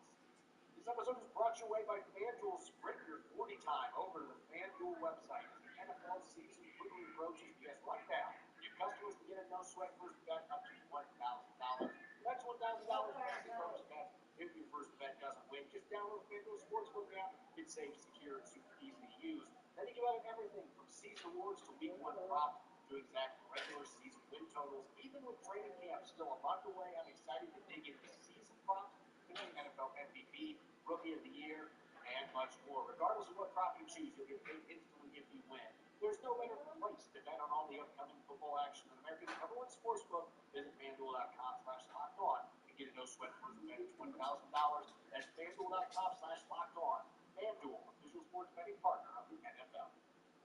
You're listening to the Monday edition of Locked On Seahawks. I'm your host, Corbin Smith. Glad to be joined for today's show by my co-host, Nick Lee. He decided to switch from the back end of the week to the front end of the week. Really excited to have him on for the show. And a special thanks to all the 12s out there.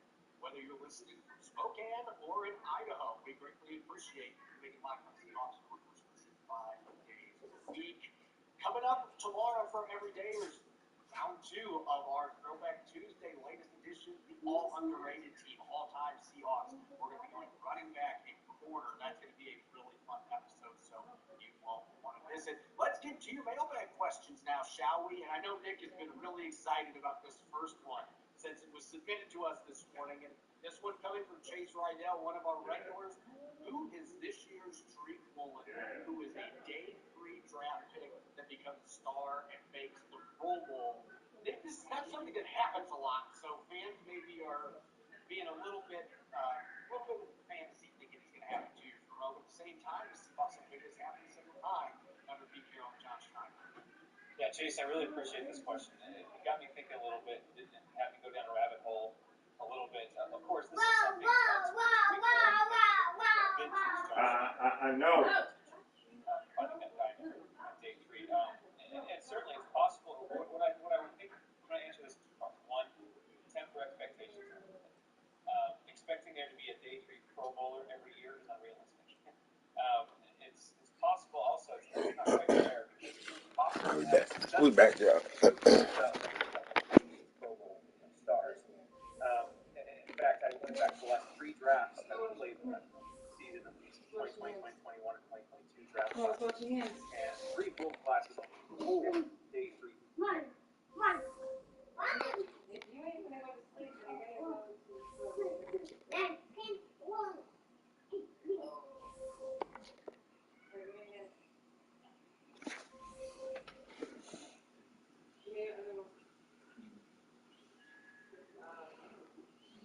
Lily.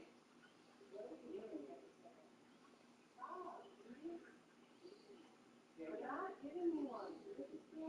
Hold on, cool. I don't want to be eating right now. I'm watching the video.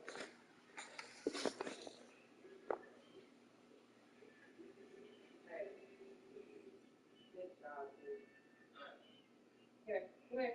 Wait. Grab him. Here. Here your face. So you do. Here your hands.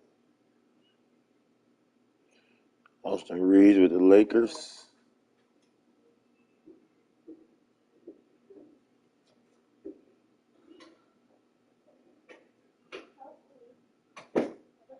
You're looking for him. It's not helping you. You're stepping your shirt. They laid off Jalen Rose too. God damn it. Jalen Rose got his ass laid off.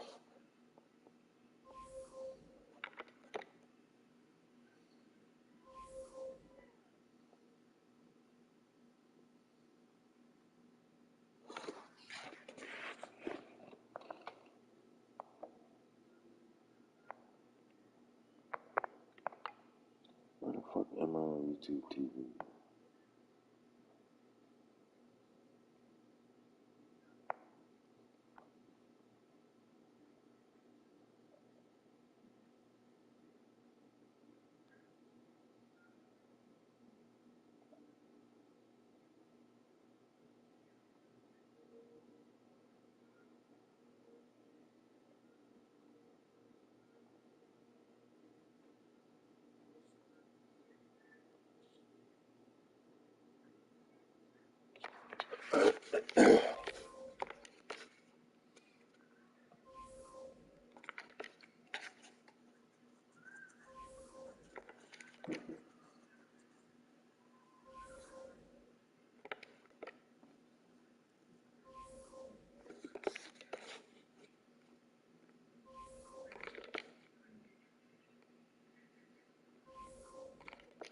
Snipes been dead all day, huh?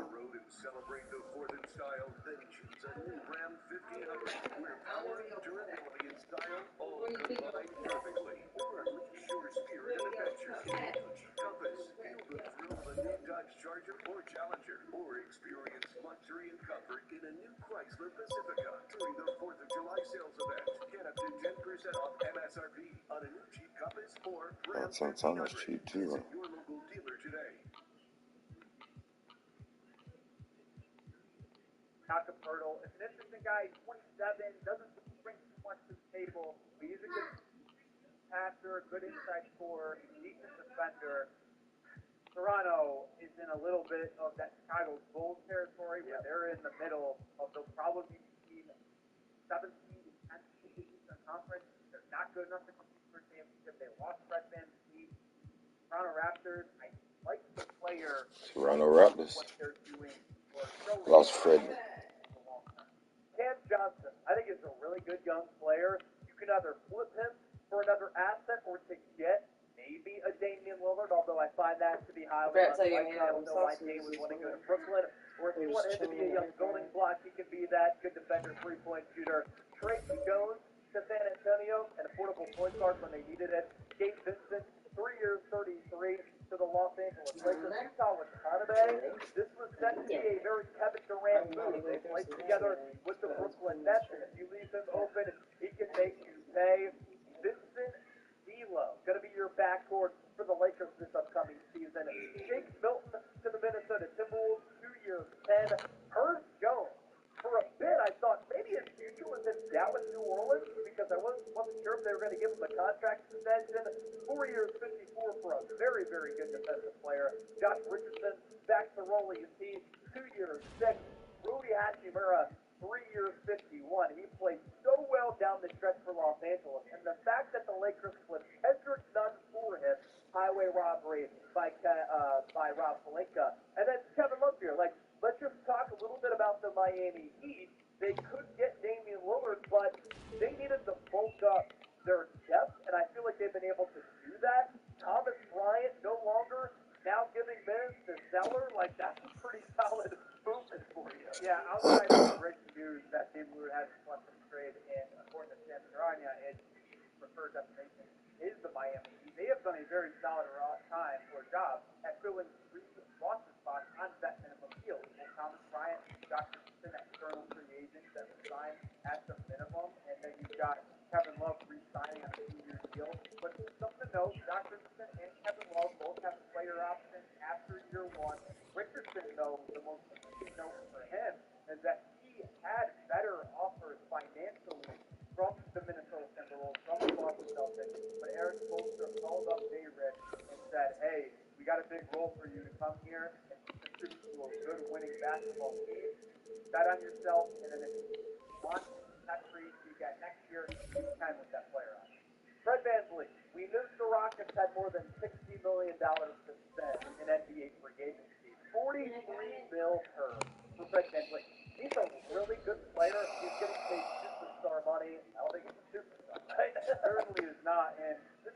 moves, like the Raptors signing Jakob Poeltl to that extent or that contract. I don't know what the Rockets are doing. Do they think they can actually compete in the Western Conference? And I think you have to spend your money somewhere. And they had a lot of cap space, but allocating $43 million to Fred VanVleet, someone who doesn't even 43.3% of the field. I don't really get the move for VanVleet going to Houston, especially when you just drafted on that time. Continue to move forward here with this free agency tracker. I thought it was so funny, the report of everybody like just complimenting Masai Ujiri. It's like you lose Fred VanVleet, but they replaced him with Dennis Schroeder, not even close to the player that VanVleet is. A 13 mil per Schroeder, that's crazy. O'Shea Brissett to the Celtics 2-year deal. Biannual for Steph Curry, $4.5 million for one of the best marksmen from distance. Like, that goes to show you, the Dallas Mavericks are crushing it. Yeah, that was a shocker to me, and I know producer Troop was all excited about this one. I thought it was going to be like 7-8 mil a year shake, and then when Troop started out with the biannual, I couldn't. Derrick Rose to Memphis? How's Derrick Rose doing going to Memphis? Nico Harrison and Mark Cuban have done a fantastic job this offseason, going to the draft, and now transitioning into trade, getting Kyrie to come back, Curry, get Omac, and Lively in the draft alongside Sean Hope. Really good offseason now. And Derrick Rose, multi-year deal to the Memphis Grizzlies. Hopefully he can Ja Morant in line because Ja, very, very special player. Least favorite signing of free agency so far. We've asked you for your favorite. How about the least favorite? Drop us a name. Gary Trent Jr. contract extension with the Toronto Raptors. Tyrese Halliburton, as part of this wave of some of these extensions, LaMelo Ball getting one of these 5 years, 260 for that draft class in 2020. Desmond Bane, holy Bane, 5 years, 207. A lot of people are saying like these aren't worth these players aren't worth these contracts. Like Halliburton, very, very good player, one of the top point guards in the NBA. Desmond Bane, very good 3-point shooter and defender. Like I kind of like those two for this team, and they've earned it. Yeah, Desmond Bane, I can see being a little too pricey, but hey, when you're signing these guys to these deals, you've got to also account for the salary cap going up in the near future. So Booker, what are you talking about? 4 years, when Halliburton and Bane are in the middle of these contracts, the going rate for those types of players might be more than it is now. And I point to this about Stan Adebayo. When you're signing max contract extension, it's 5 for 167. Yeah. You're telling me right now 30 teams wouldn't sign up for Bam Adebayo at 5 for 167. So you're kind of also projecting into the future what contracts will look like, and that you're going to get discount now because they are coming off that initial look. Jackson Hayes has another move for LA. The guy's been a little bit erratic since being a first-round pick, but as a deputy, he can do work. And then, Coop, how do you say Sasha? Sasha Vezenkov? A couple of international players signing today, and then while I have you, Vasily Michik, 3 years, 23. You actually said he's a really good player, right? Yeah, very solid player. Dennis Smith Jr. to the Brooklyn Nets, 1-year deal. Thomas Bryant to the Miami Heat, 2 years, Dennis 5.5. Smith? D'Angelo Russell back to the Lakers, 2 years, 37. No, but back out A lot of there? these moves, by the way, happening here on this fine Saturday. Patrick Beverley, 1-year deal to Philadelphia. Some chatter that with him coming back, maybe the Sixers bring back James Harden. I don't know. We'll see. James Harden always had his feelings. And then Brook Lopez, 2 years, 48.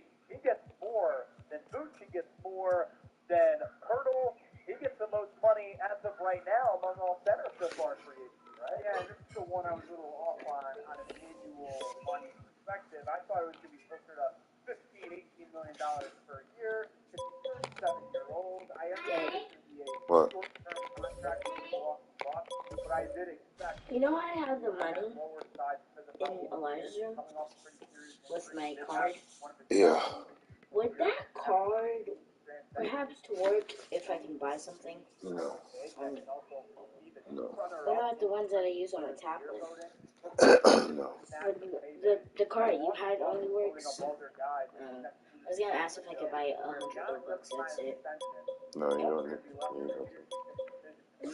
Holiday, Lopez, Middleton, Giannis, all current contracts would end in that 2 to 3 year period right now. Yeah, we talked about Austin Reeves a little bit earlier. 14 mil per for Austin Reeves, defending player, can hit three, can create a little bit, solid defender. I really like this deal for the Lakers. I think that Rob Pelinka's continued to crush it, so he gets that extension.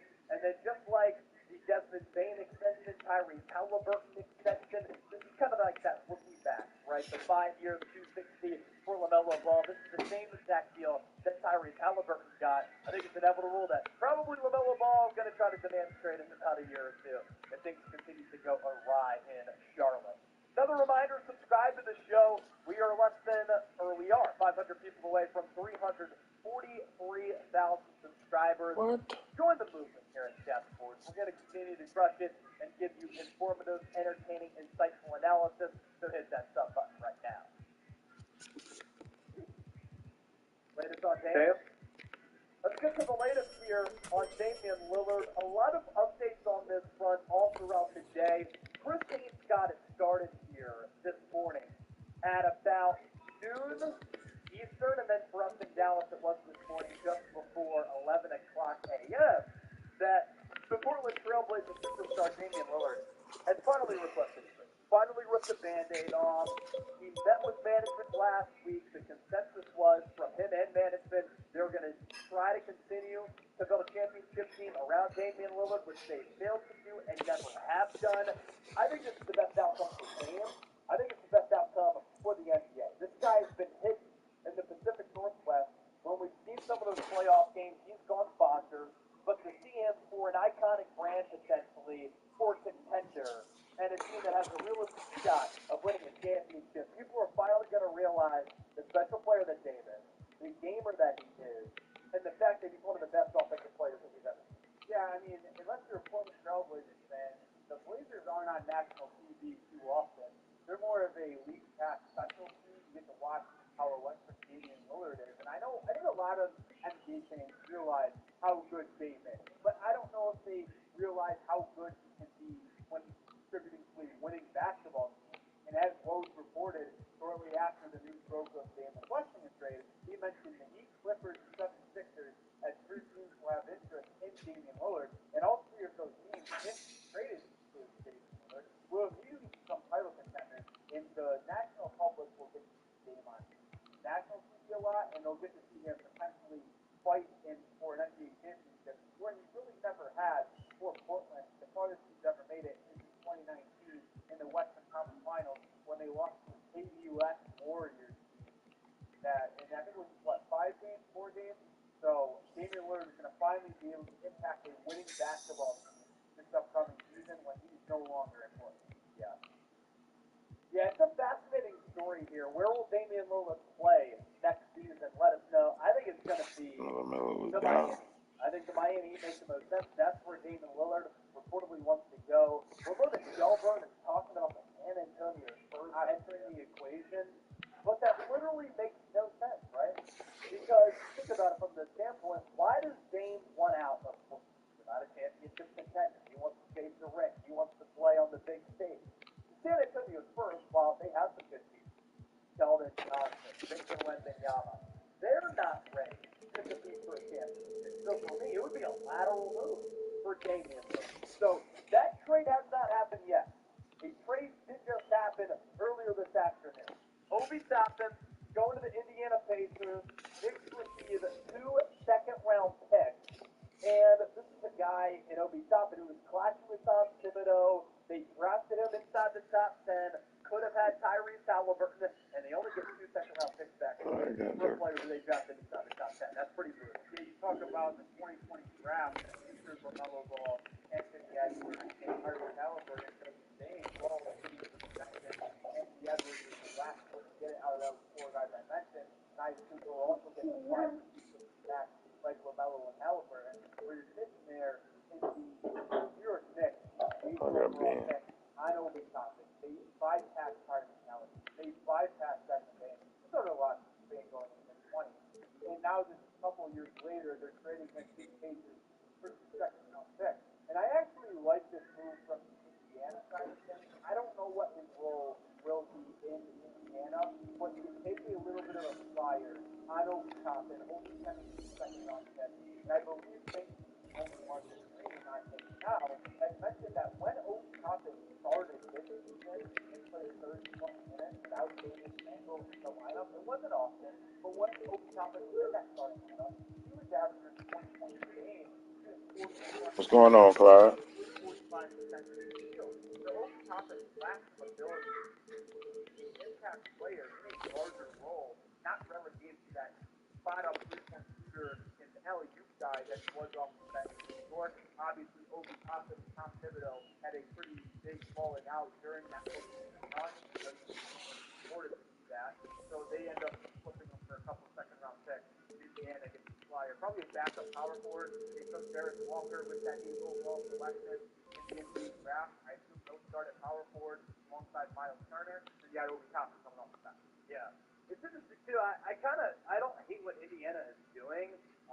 They're trying to put a bunch of pieces together, and then Rick Carlisle, I think, can do a good job of kind of figuring out a way to make those pieces work. If there's a coach that can do that, it is of the ilk of a Rick Carlisle, who is a very good coach in this league. And then this trade also happening here. This is very, very interesting. Ty Washington has just happened.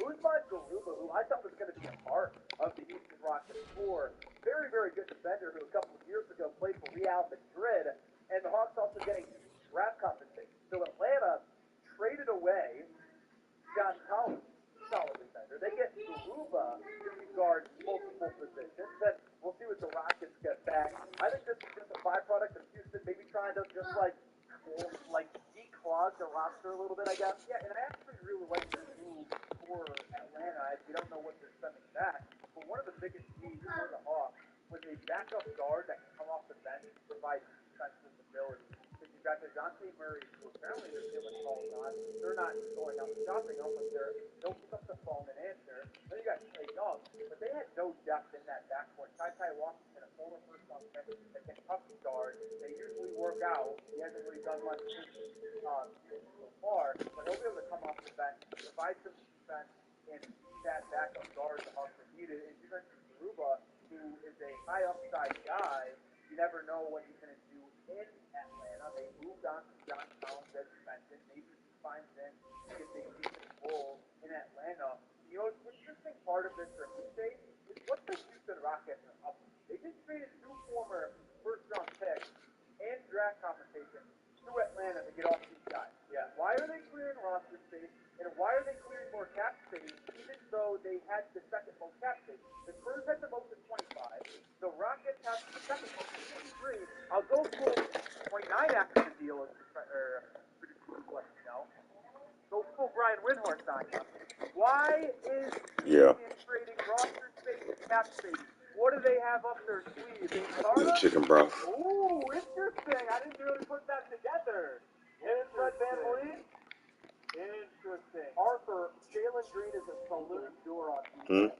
When he was going into the draft out of the game, he was never known to be a hyper-active offensive player. Maybe DeJounte Murray from Mercury, but he would have been included in the deal.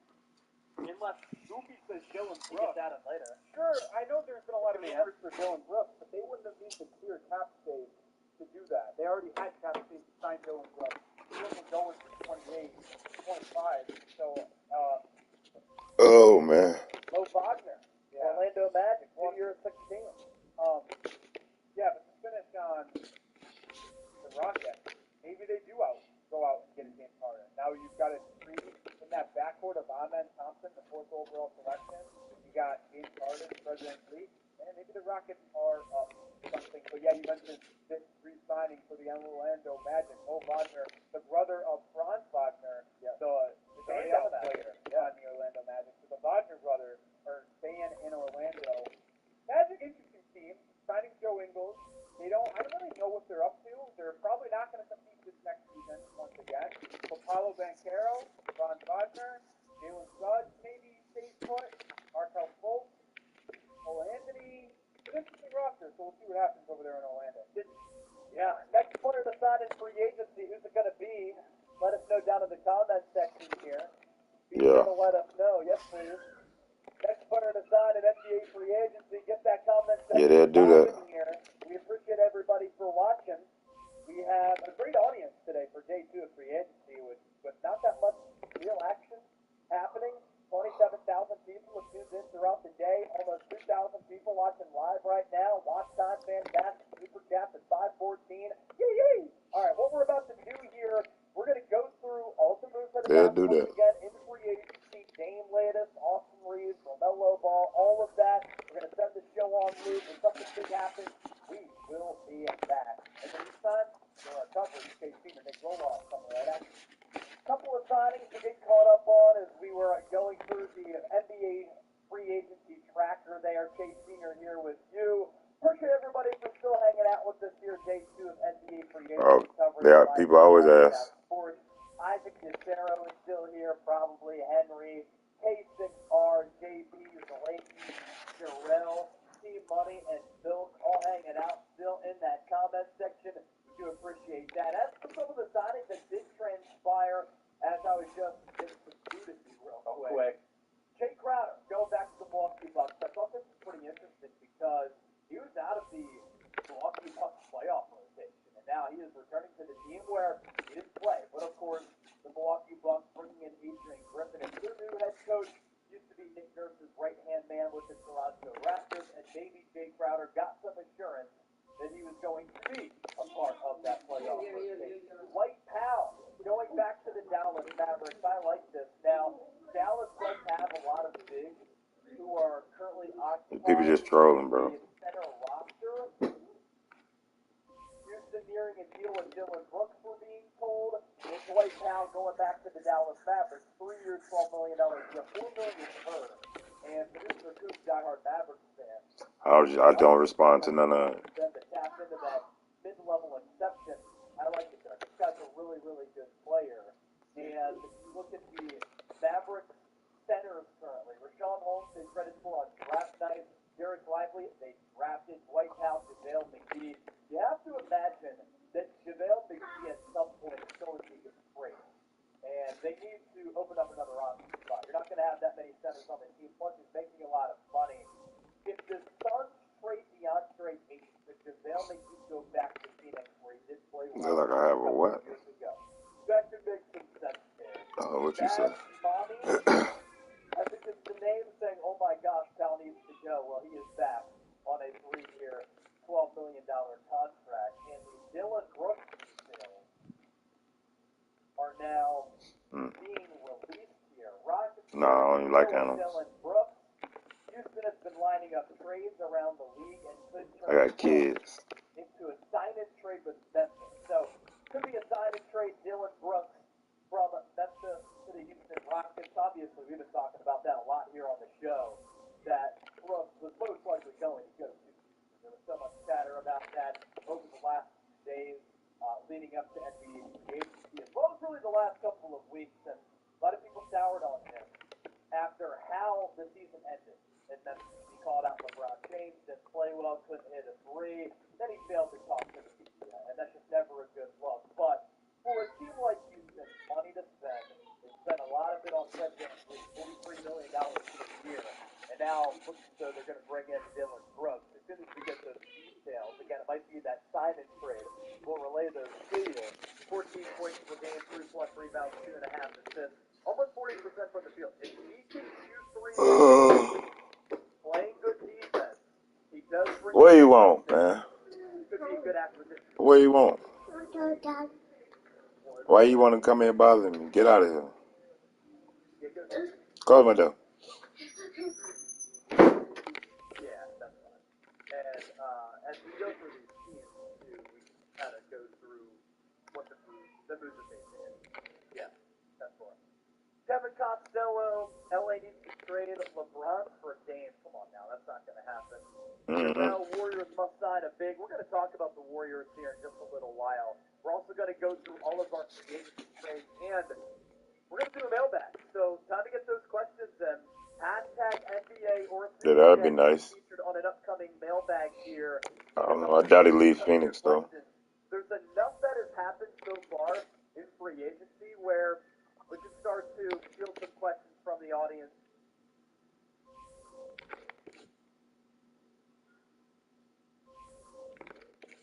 Here. So if you want to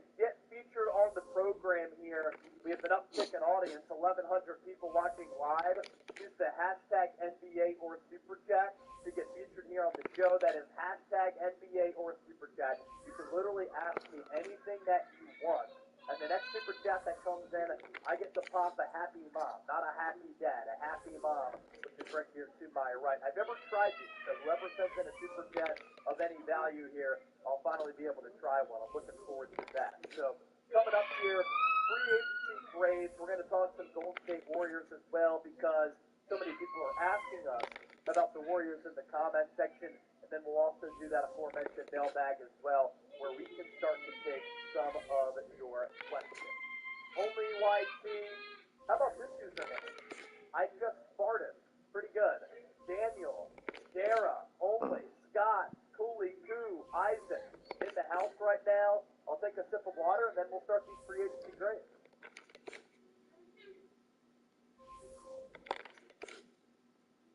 All right.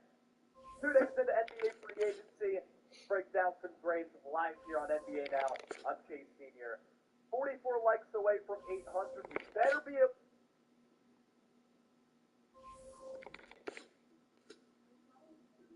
I'm going to get there on the end of the segment. Let's get it.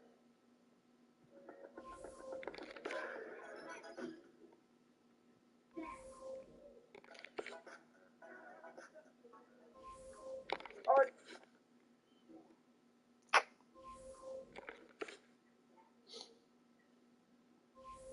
So day 2 of NBA free agency is about to conclude. So without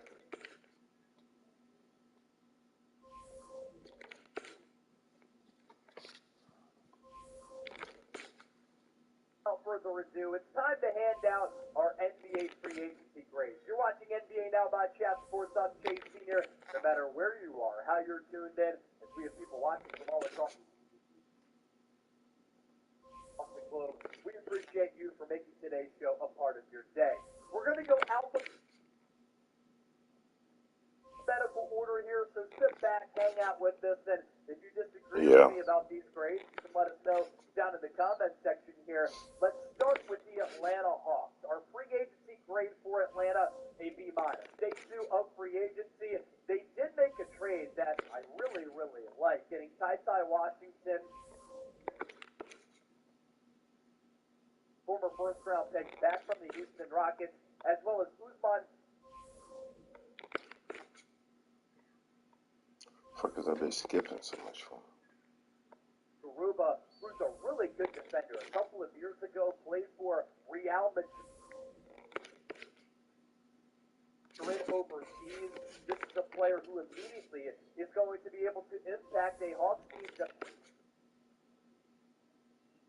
defensively that was somewhat lackluster on the defensive end of the floor. We're not sure what the Hawks are going to be giving the Houston Rockets in this trade, but it's enough for the Atlanta Hawks to get off to a pretty solid start a few days after trading away John Collins as part of this offseason pivot. John Collins. Celtics, free agency grade, A-. Now, they haven't made too many flashy moves, but can we definitively say that this Boston Celtics team right now might be better than the team that lost to the Miami Heat in the Eastern Conference Finals? They made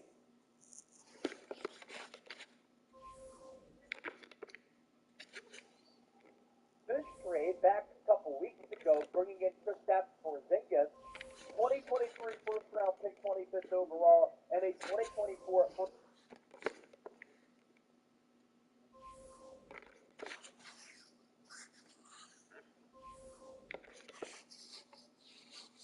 pick, also going to Boston. So you get the best player in this deal between Tyus Jones, Danilo Gallinari, Mike Muscala, and get 2 first-round picks on top of that. That really set the foundation for the Celtics here in this offseason period. And then they extended Kristaps Porzingis on a 2-year deal worth around $60 million. He will provide floor spacing, trade away Marcus Smart, too many cooks in the kitchen. Now it allows Jaylen Brown, Jason Tatum to create more offensively. Naturally, it allows them to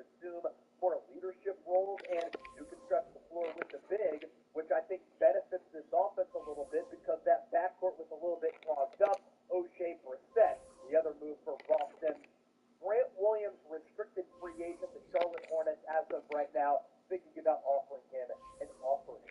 Who's the biggest free agency winner so far? We're only getting started. 2 teams down. 28 to go. Let us know down below in that comment section. Brooklyn Nets, same as the Boston Celtics, B-. Damian Lillard has requested a trade from the Portland Trailblazers, and one of the destinations listed, it is the Nets. Now, obviously, that move hasn't happened yet, and I don't think Dame's going to get traded to Brooklyn, but they did lock up Cameron Johnson, who could be used in a Dame Lillard trade, or if you want him as a young building block, he's a very good three-point shooter who can certainly aid your offense, very good defensive player. I actually do like the value. 4 years, $108 million. They also signed Dennis Smith Jr., probably a vet min prove-it deal on that 1-year contract. Dennis Smith. Now let's go to the Charlotte Hornets. Like the selection of Brandon Miller in the NBA draft, but these aren't draft grades. These are free agency grades. For free agency, they really haven't done much. If they do bring in a Grant Williams, a big positional versatility at that forward position, who doesn't really have a lot of gear. I like the way that he plays the game of basketball. That can improve things. C grade for Charlotte. They did get LaMelo Ball. That rookie max extension, him and Tyrese Halliburton of the Indiana Pacers, making those 5-year deals worth around $260 million. Chicago Bulls have been sneaky aggressive and sneaky active. I just don't really like all of the money that they've handed out, and they're kind of floating in this spot they don't want to be in the NBA. That's the level of mediocrity here.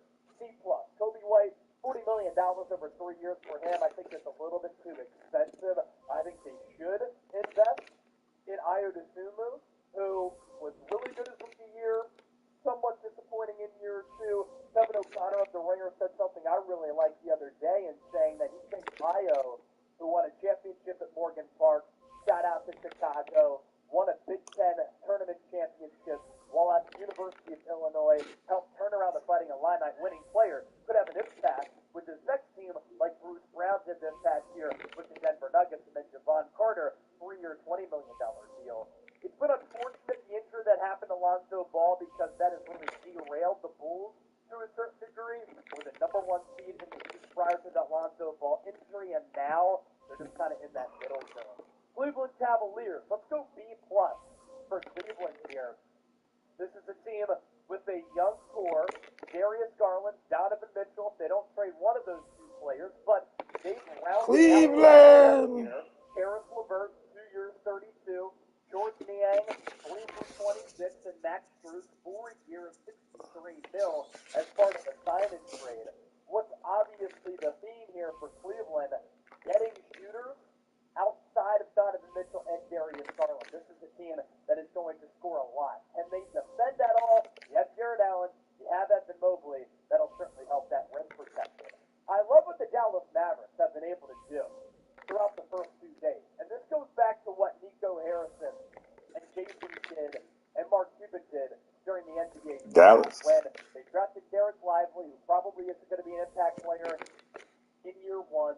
They brought in Rashawn Holmes. They needed to become a better defensive team. They needed to add to that front court. So you look at what they've done here. They brought back Kyrie Irving, which was a bump. You have to keep Luka Doncic happy and give him another start. You're not going to stop anybody with Kyrie or Luka.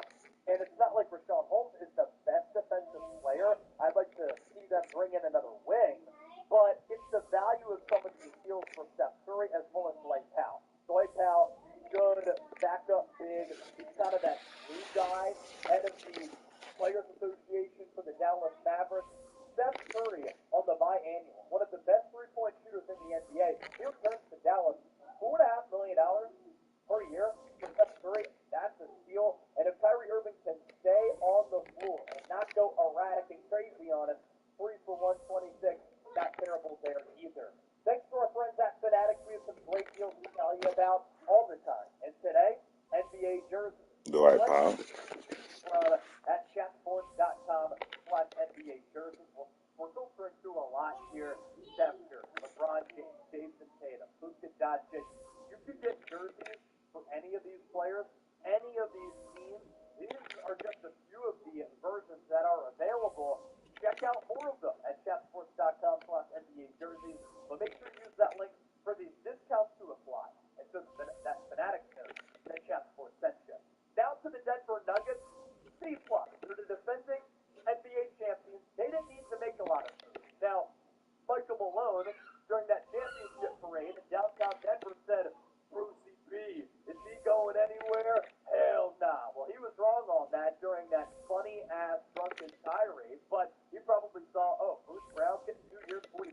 Indiana, yeah, we can't afford to bring him back. What I expect to happen is that Reggie Jackson can step into a larger rotational role, as well as Christian Brown, who was really good throughout the NBA Finals. They brought back DeAndre Jordan as well, who's really not going to play much. If they can bring back Jeff Green, that will certainly help the depth department for the reigning NBA champions. And when you have Nikola Jokic and Jamal Murray, you're usually in a good spot. Detroit Pistons, no moves yet. So how can we say that they did good or bad? So we're going flatline here. C grade. Golden State Warriors, B+. I thought it was really important for Golden State to bring back Draymond Green. Yes, it is $100 million over the 4 years of rookie player option for that final year. This contract allows him to coincide with Steph Curry's contract and keep this core together. Draymond Green was still an all-NBA defender this past year. Yes, he's getting a little bit older. The three-point shot has left him, but the offense oftentimes runs through Draymond. And for him, keeping the championship culture intact, it's important to bring back a pillar who's helped lift you to 4 NBA championships, lifting 4 banners in San Francisco. If you love the NBA, we're the channel for you. Make sure you subscribe to us here on Chat Sports. At some point soon, we're going to reach 500,000 subscribers. Help us get there. YouTube.com/ChatSportsTV.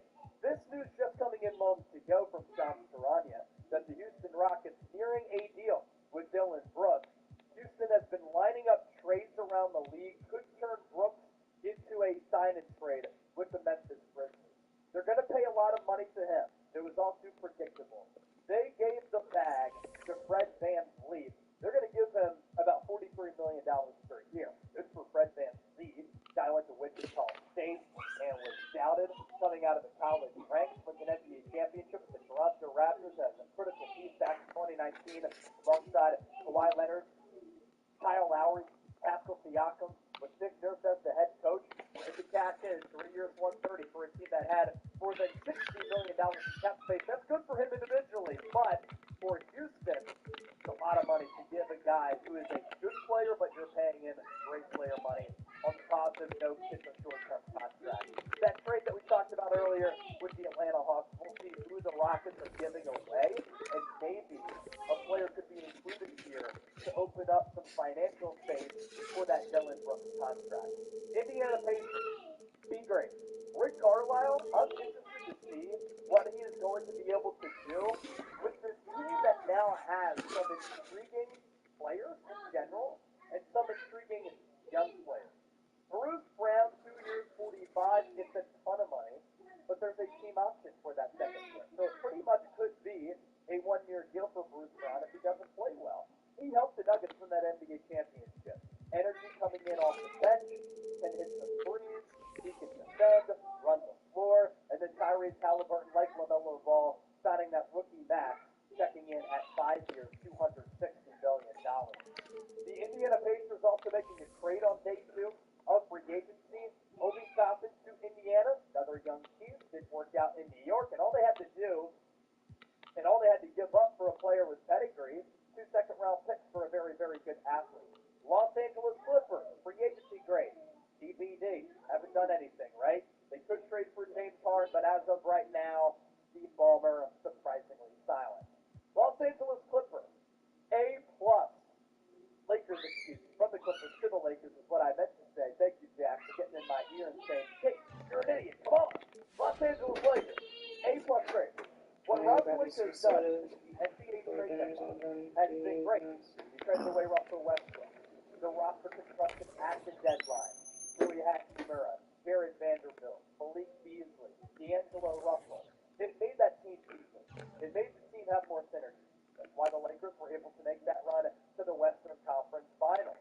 All you had to do was trade away Russell Westbrook. I like what they did in the draft. Jalen Hood-Schifino, and now they've been the busiest team throughout free agency to pair some good players up with LeBron James and Anthony Davis and to bring some quality players back. Torian Prince going to be a backup to LeBron. 1 year, $4.5 million. Gabe Vincent, $11 million per season over the next 3 years. Him and D'Angelo Russell going to be forming that backcourt for Los Angeles. Rui Hachimura was excellent in the playoffs. Full stretching big, who is a really good player, 3 years, 51. If he played like he did in the playoffs, Lakers are well off. Cam Reddish, 2 years, $4.5. We'll see if he's able to prove himself up to this point. Ray McElroy. Jackson Hayes is going to be your backup center, former first-round pick, who's been very frustrating so far. Better situation. Can he play better? It's happened before. D'Angelo Russell, 2 years, 37, and then to get Austin Reeves back for $14 million average annual value, I think that is great value for LA. That was UDFA, 2-way contract, fighting for a roster spot, ended up having a very good postseason and a good regular season in which he knocked down about 40% of his three-point shots. Still young, too. So he's going to be able to ball out for the foreseeable future for Los Angeles. Biggest free agency loser. Who is it? Drop me a team name in the comment section. Is it a team like Houston that's paying a lot of money? Is it a team like the Clippers that hasn't done zilch so far? Memphis Grizzlies. I'm going to go B- here. I'm kind of lukewarm on Memphis. They're going to have to survive without John Morant. I thought it was weird that they traded away Tyus Jones because sneakily when John's been out the last 2 years, as he has missed some sizable time, Tyus Jones had that offense, had that team moving in a good direction. So they bring in Derrick Rose, multi-year contract, 2 years, 6.5.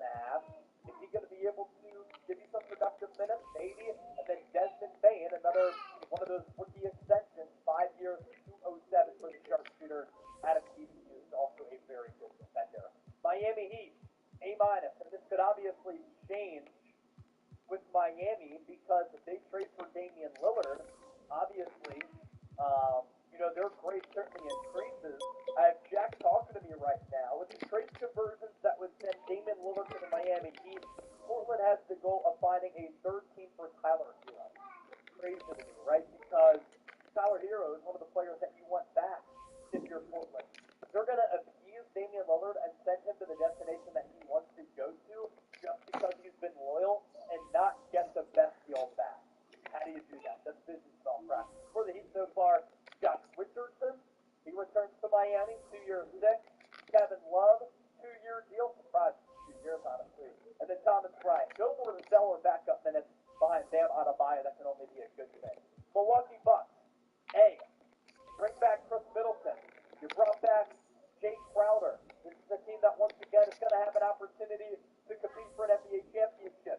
I think, sneakily most important, though, they're going to re-up with Brook Lopez, who can shoot in the upper 30 percentile from three-point range. One of the best defending bigs in the NBA. Really good player. 2 years, 48 is lofty, but it's a short-term deal for him and Chris Middleton. Obviously, Jay Crowder as well to fit that championship window to coincide with Giannis still being in the heat of his prime. Minnesota Timberwolves, they have added some depth pieces here, but nothing that is really all that impressive. Troy Brown, Nikhil Alexander-Walker, and Shake Milton, the SMU product, who is kind of hit on that Sixers bench. Old man game for him to get a bucket, so we'll go with that trade for Minnesota. New Orleans Pelicans, C+. There's teams like this that always have potential. They can never put it together, and I'm not really sure why. Is it because they're in markets that they're in that players kind of mess around and miss a lot of games like a Zion Williamson? But we'll go C+ here. Herb Jones, awesome defender. Vindication, he went to Alabama. Loved it coming out of the draft a couple of years ago. 4 years, 54. For the kids watching out there, if you have a little bit of offense, you can also defend on top of that, you get paid. 4 years, $54 million, not too bad. Shout out your favorite team down below in the comment section and grade how your team has fared so far. More teams to get to. New York Knicks, free agency grade. TBD. They haven't done anything. Surprisingly, New York has done nothing. I can't believe they haven't signed Dante DiVincenzo. I thought that was inevitable there. Oklahoma City Thunder continuing to put together a very good young squad. Sam Presti is like the Howie Roseman of the NBA. How he does it financially, how he fleeces teams to continue to really boggle my mind how intelligent he is and how impressive he has been as a general manager. Oklahoma City moving forward. A lot of quality young pieces. They were supposed to be a rebuilding team last year. You know what they did? They made it into the NBA play-in tournament. Shea Gilgeous-Alexander, one of the best young stars in this league. And late last night, they did trade for Victor Oladipo. That was pretty much the peak could shed that salary. They may have known that a Damian Lillard trade could be in the works. Oladipo did get hurt at the end of last year for Miami. We'll see what that recovery timeline is. Orlando Magic, another one of those young teams like the Detroit Pistons that has a good young core, just frankly not ready to win just yet. They did bring in a veteran in Joe Ingles, 2 years, 22, and then Mo Wagner continues to play with his brother Franz Wagner as the brother Wagners continue to team up in Orlando. Philadelphia 76ers, they lost Shake Milton, they lost George Niang, they've only brought in Patrick Beverly. Adrian Wojnarowski saying it's going to be a one-year deal within the neighborhood of $3-4 million. If there's ever a player that fits the city that he's going to, it's Patrick Beverly to Philly because he is oh so Philadelphia. If he could be a little bit better of a shooter, because that part of his game has kind of escaped in the last couple of years, that could be a very good value deal for him as a backup guard. Phoenix Suns, love what they've done. So, Phoenix, Dallas, Lakers, 3 teams I absolutely love what they've been able to do. I'll tell you what, a free agency, they pretty much filled out their bench with a bunch of vet-thin deals, but these are vet-thin deals for some quality players here. Kata Diop, I think he's a good player, 6'9" last year, almost 40% from three-point range. He can play. Damian Lee is not a bad player at the end of your bench. Yuta Watanabe is a solid player who Kevin Durant really wanted in the desert. So I like what Phoenix has been able to do. Last year, I thought they lacked a lot of depth. It really came back to bite them as well. They addressed that depth so far in the agency. Portland Trailblazers, F. You're going to trade away Damian Lillard, a top 150 player of all time, one of the best offensive players of this generation, and you're going to settle for not the best trade package out there? What the hell are you doing, Joe Shannon? And you're giving Jeremy Grant $30 million per year. No, I was talking about the Pelicans earlier, and now I'm thinking about it more. Bad organization, stay bad for people. Portland, pick it up. Maybe take a note from a team that's also on the West Coast, the Sacramento Kings. For 2 decades, they were irrelevant. They were bad. What would they did in the draft a couple of years ago? And in free agency. Well, I love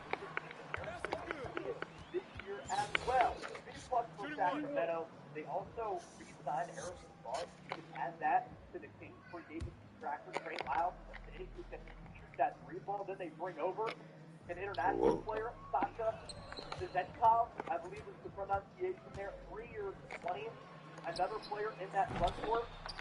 I just kind of fell under the radar here. Chris Duarte had a good rookie season out of Florida. He was a bit older, mid-20s already. And his sophomore season wasn't as good, but he got him from draft lottery. Duarte is visually intimidating. San Antonio Spurs. C+. Now, during the offseason, they got Victor Wembanyama out. That did after they signed Trey Jones, his brother of Tyus on 2 years, 20, and then Julian Champagnie, 4 years, $12 million contract, $3 million per year for him. Not enough. They've been mentioned as a potential Damian Lillard destination. I think that's extremely much because it's a lateral move. You go from a team in Portland that has no chance of winning a championship to a team right now in San Antonio that maybe the right now no chance of winning a championship. Toronto Raptors kind of mid off-season so far. They're kind of in that territory of the Chicago Kings. Not good enough to be a serious contender, not bad enough to be a high lottery team. Jakob Poeltl, $20 million per year. I like it. But $20 million per year. Certainly a lot. Dennis Schroeder, $13 million per year for him.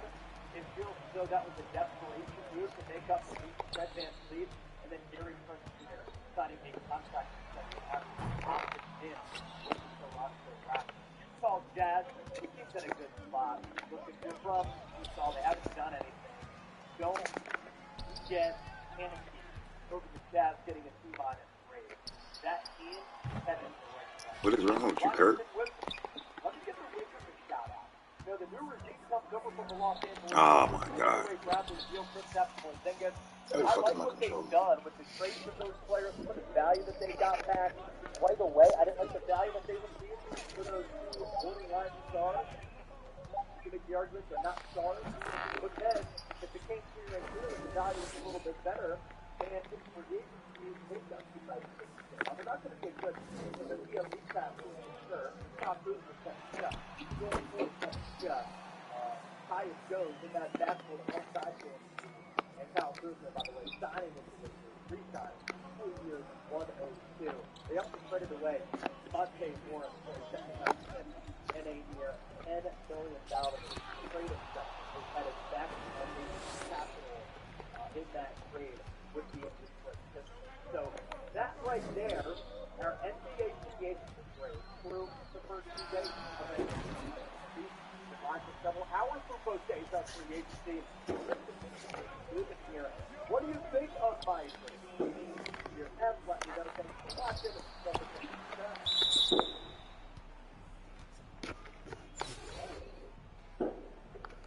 Some shout outs here.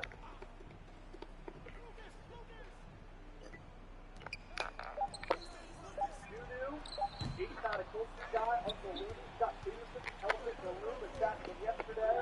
Parker, Ocean Full Racer, Isaac, Daniel, Matt, Danny, Wapo, Slow Wolf, yay! Mr. Rep, saying stuff. Shara, Joe Lakers, that's Gary Williams, also in that. How about that 24-minute grace period? You get that analysis anywhere else? I also said by the end of that segment we wanted to get to 800 likes. Not a bad job, but we still failed. 3 likes away from 800. It's there right now.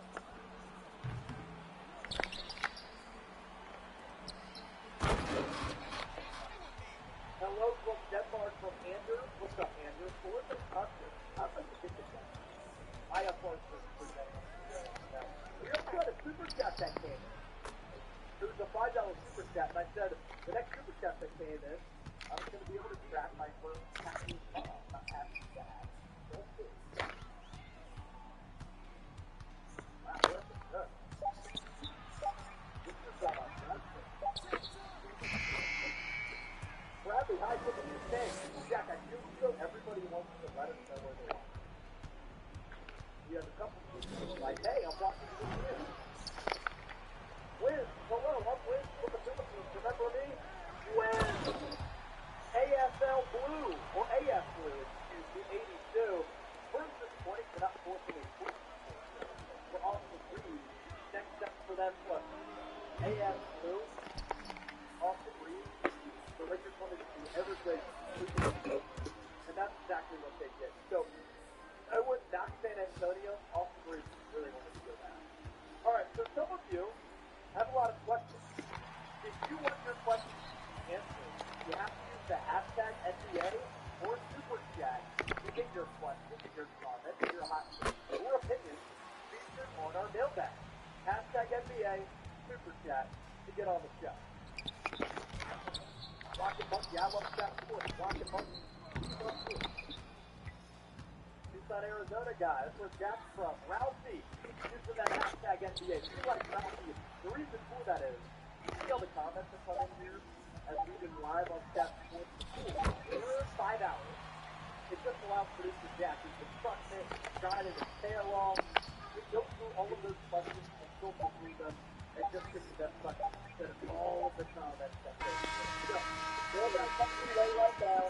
Hashtag NBA Super Chat. If you Super Chat, I guarantee you will get your questions featured here. Wa baba. Wa baba.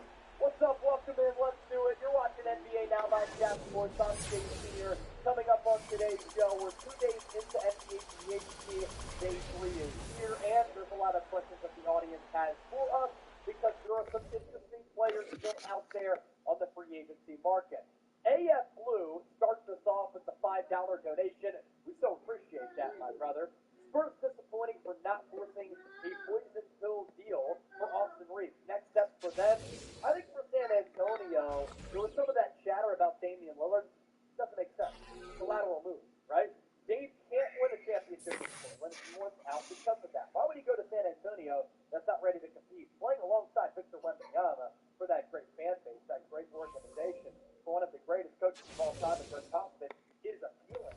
But the whole reason out is to get that championship. So I think with the Spurs, they have a good collection of talent now, build around Victor Wembanyama, maybe conserve some of that money, see how Wembanyama does, and then you're able to use that money when you know you can compete. But the Lakers did everything in their power to retain Austin Reeves. And that's really what it comes down to, is that the Lakers did not want to lose him, so legally, they did everything that they could to keep him. JP, which signing do the Sixers need to make to take that next step to the championship?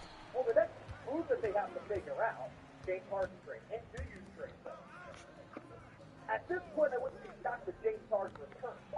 He brought in another former Rocket, Patrick Beverly, who started alongside Harden when they were both playing for the Rockets. I wouldn't be surprised if I think he didn't have to trade, right? And I don't want to see James Harden bad. I think that he shoots the basketball offensively for you. He'll put up numbers, but he doesn't lose that good at the basketball. It's not going to end up the playoffs. So figure out what happens to James Harden. Can you trade Tobias Harris and upgrade the captain spot and get a player who might fit your roster a little bit better? Tyrese Maxey makes that move. Joel Embiid has to stay healthy when he does. Top 5 player in the league. And then as far as free agents go, I like the Beverly signing. They don't have a lot of money. Bring back Paul Reed, maybe a backup center as well. Really all that too. Paul Reed for that. I think who's the best starting center who should go to the match? Well, they re-signed right now, so I think that they're actually done, because when you look at that Mavericks team now, they have Rashawn Holmes, Derek Lively, Dwight Powell, and JaVale McGee center. They're going to have to trade probably to JaVale McGee. So I think they're done as far as centers go. But the deal for Steph Curry on that biannual, $4.5 million, fantastic. Steven Bruns, what's good, brother? Have you heard about Dallas being in the DeAndre Ayton stuff? That's interesting, because they can trade away the Tim Hardaway Jr., the Reggie Bullock, and salary maxes for Ayton, and then maybe they throw in a Derek Lively. Maybe they throw in a JaVale McGee, who goes the other way. And then maybe you find something to do elsewhere on the roster with another one of those centers if you could bring in DeAndre. They just got just down to the top of the there, but there has been some talk about them in DeAndre. You have a great center away though. And then maybe find another third piece to get rid of another center with a salary match. It'd have to be like Tim Hardaway Jr. and or Reggie Bullock. Biggest free agency winner. For me, Dallas Mavericks, Los Angeles Lakers. Those are my 3 winners. The biggest winners as of right now. And what do you think about the Hornets? I know that you have the LaMelo Ball profile pictures. You signed that. Rookie back protection. I like Brandon Miller at the number. Get back Miles Bridges. I guess it helps you a little bit. But with that team, they've been stuck in the mud for so long. They never seem to be able to get it right. With Michael Jordan giving up his majority stake, can they finally get a little bit better? You hope so. But right now, somewhat. So you guys go to the level of all the touch of hands. We have to stay healthy. Let me see Steph. Where does the Golden State Warriors go next? So stay tuned for the agency as we're recording this. Ty Jerome just signed a 2-year deal to go to the Cleveland Cavaliers. So he's leaving Golden State. Dario Saric is the player that there's a Patriots draft following him in San Francisco. And player Forrest Baker was a 40% 3 last year. Positional versatility. He played some high-level games in the United States, as well as Europe. 29 years old. I really like him as a system. Now standing, and the Pistons make the play-in. Not yet. Not yet. But in 2 to 3 years, I think they could. The thing about the NBA at this point is that the depth of talent really is wild. There's a lot of really good teams and players in the NBA. And the depth of talent is as good as it's been in a really, really long time. I like the hiring of Monty Williams. He did a battle. I think those are fun. Did it in Phoenix, and he's going to be able to do it, hopefully, with the Detroit Pistons, at least, in to partially do just that. If you want to do NBA jerseys, to support that as well, NBA jerseys available at jacksports.com/NBA jerseys. Use that link down below. All 30 teams available. Multiple styles of jerseys available as well for your liking and the team that you need on. We're talking star players. We're talking any type of player, really. We will put that link in the comment section and in the description of this video. Jacksports.com/NBA. Bradley, do you think the Warriors have another championship run in them, or is the dynasty opening up from the UK? UK is in the house for Bradley. I think the Warriors have another championship run in them. I think if they had a little bit more, or if Jordan Poole and Elizabeth Gates have a little bit more, they could have competed against the Denver Nuggets. Now that Nuggets team was operating at a whore when it comes to efficiency. It would have been hard for them to Wow. and that size was Gilligan. But I think that with Steph Curry still 35 years old, Draymond Green, Klay Thompson, Andrew Wiggins, Chris Paul, Jamal Murray, you have a pretty solid team there, and the championship pedigree of that organization is not going to go away. So yes, I do believe, Brad, from the UK, that they have one more championship run in them. ELCS services. I wouldn't give up this first for a game, but do you think they can position themselves as a third seed? Very much some of those assets in the game side. Yes. And maybe they are the recipients of Tyler Hill. Look out for that. ELCS. They could be the recipient of Tyler Hill as that third seed in Damian Lillard. And if they do that, another smart move.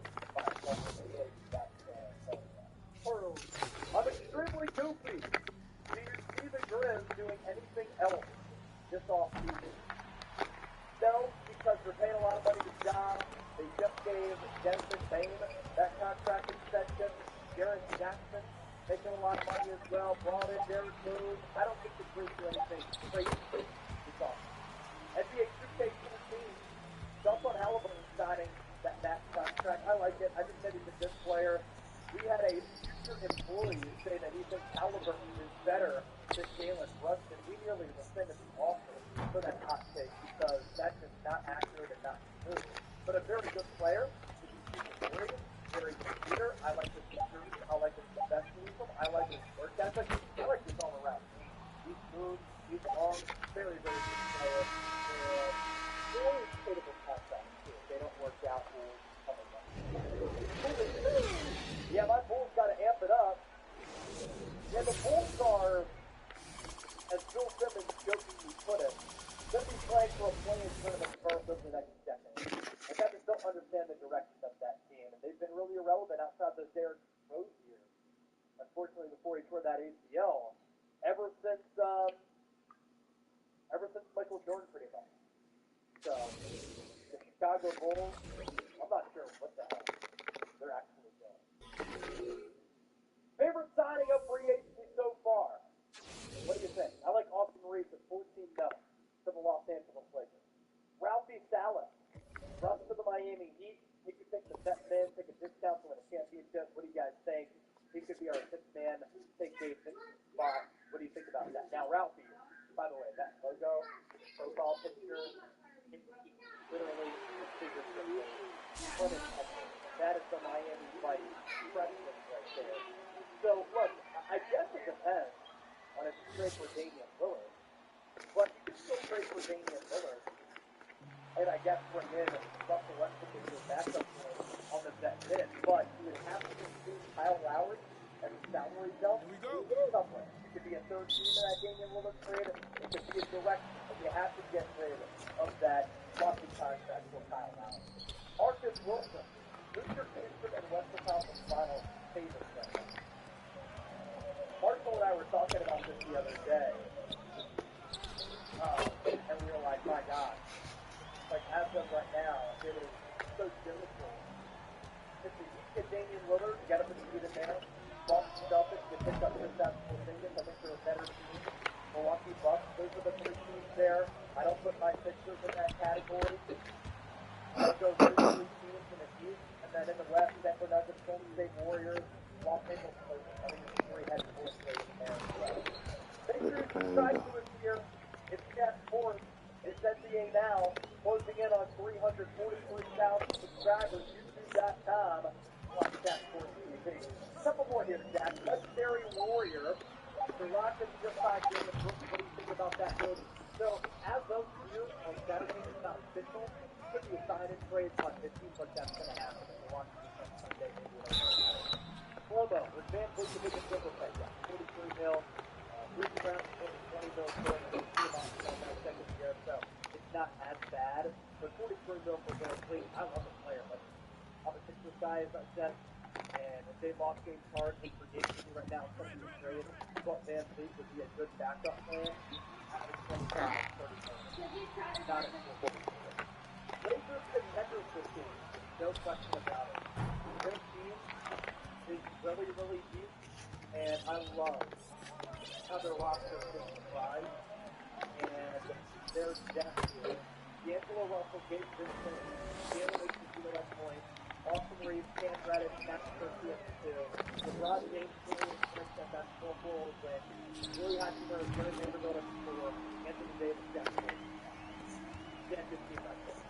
So, you have LeBron, you have Anthony Davis. You're going to finish in the final 4, and that's good better. And left the ball. So you gotta get already ready to this fucking shoot the fuck out there, dude.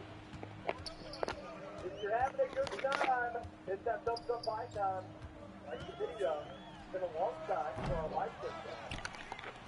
We've been live for... Oh, whoa. With a 5 out. Rodrigo! $5 super chat. Go Warriors.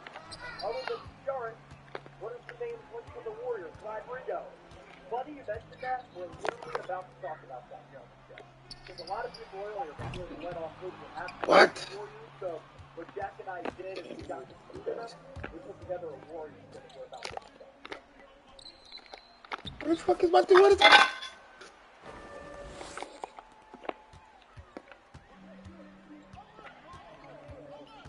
Rockets are finalizing a deal to acquire Patty Mills. They're busy. The beat? Yeah, be a trade. What's happening with James Harden? Who knows? As of right now, him and the Sixers working to find a trade.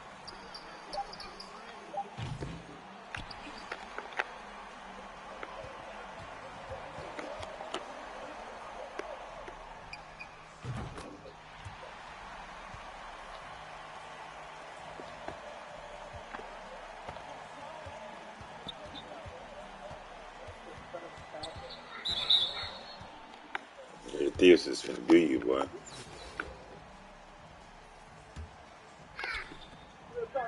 Warriors next. If you're having a good time, like the video. 50 likes away, by the way. So 900. You lucky with me right there, you lucky. Don't get 2,000 likes. Before we leave, let me do it. Let's ride.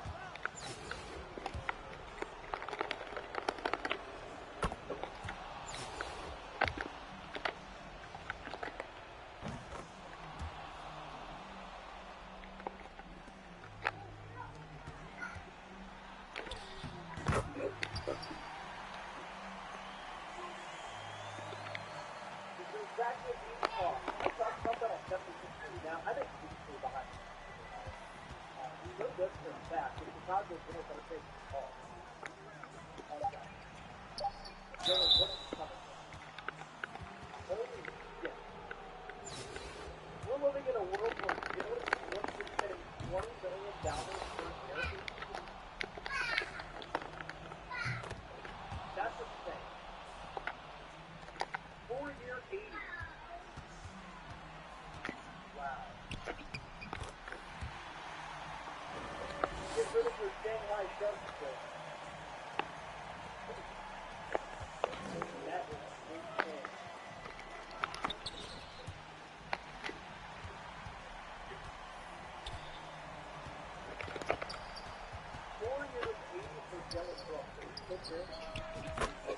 George Gardner, hi Jake, you okay? I'm great, man. I'm blessed to be able to do this for a living.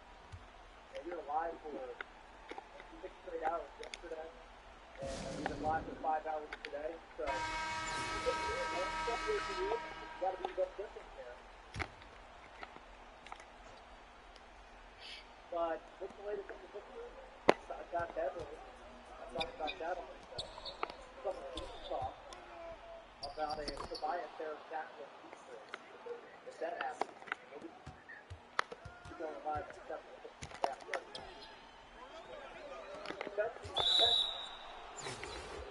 You got to pay the bills, dude. You'll be able to do that.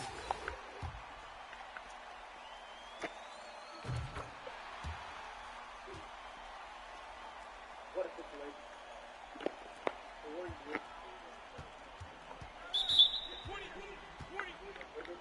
Man, come on, Lakers, man. You're stalling this goddamn game, man.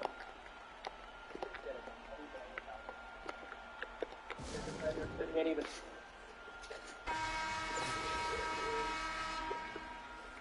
Doesn't hold himself accountable, gets out on the media after he talks, then doesn't back it up.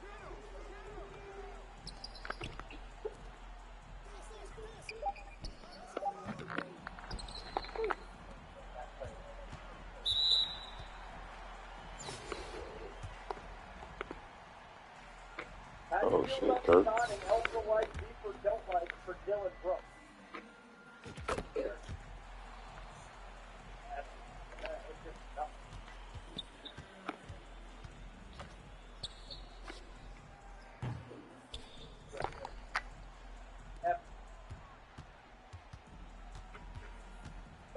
The Rockets from Rising. A lot of teams, a lot of players.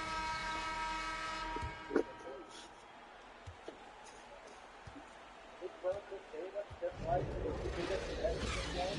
Adam Jett, just like.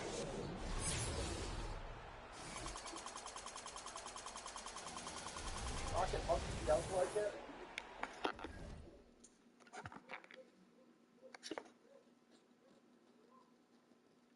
Eric likes it.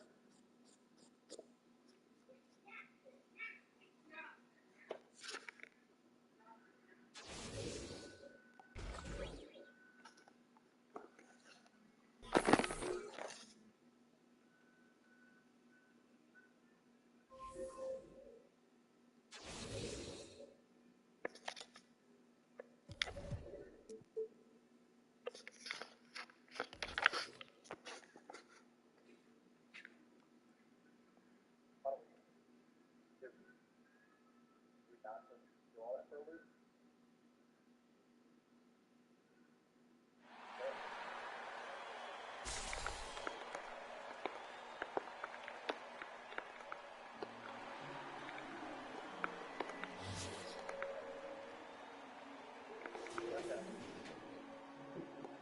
Here we go.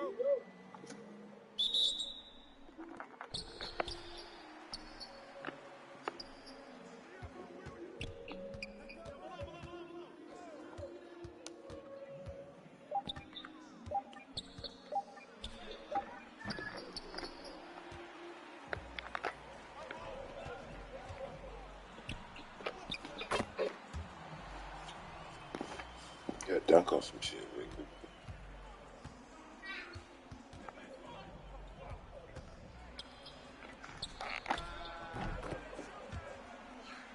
That's tough.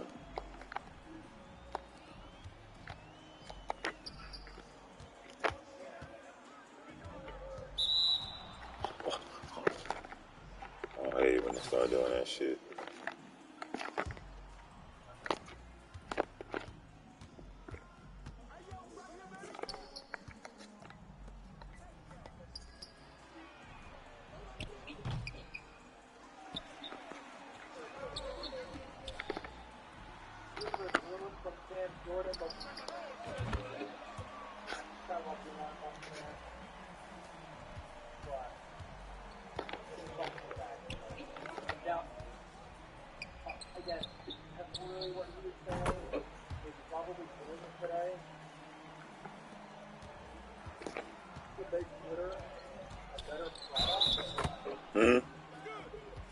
This 2K? You don't like this 2K this year?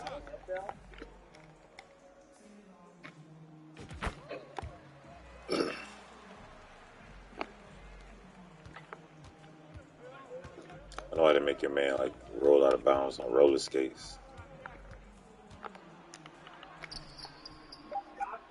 He actually played pretty well for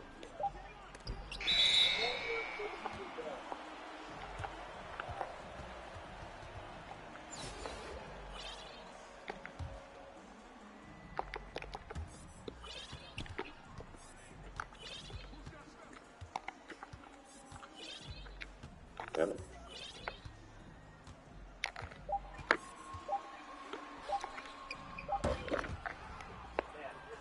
you know what? We're going to play everybody. Good for him.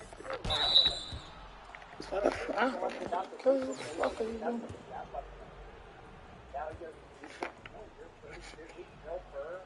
Why should I think I think people like that. I think people like that. 30 feet. I'm not calling him. I'm only 6 foot. Come on, man. So a bunch of people watching live. A lot of people have been asking us to talk about the Golden State Warriors. We're going to do that. Carmen's like, what happened to the Warriors? Funny that you asked that. Let's get to it right now. You're watching Golden State Warriors today. I'm Casey. They're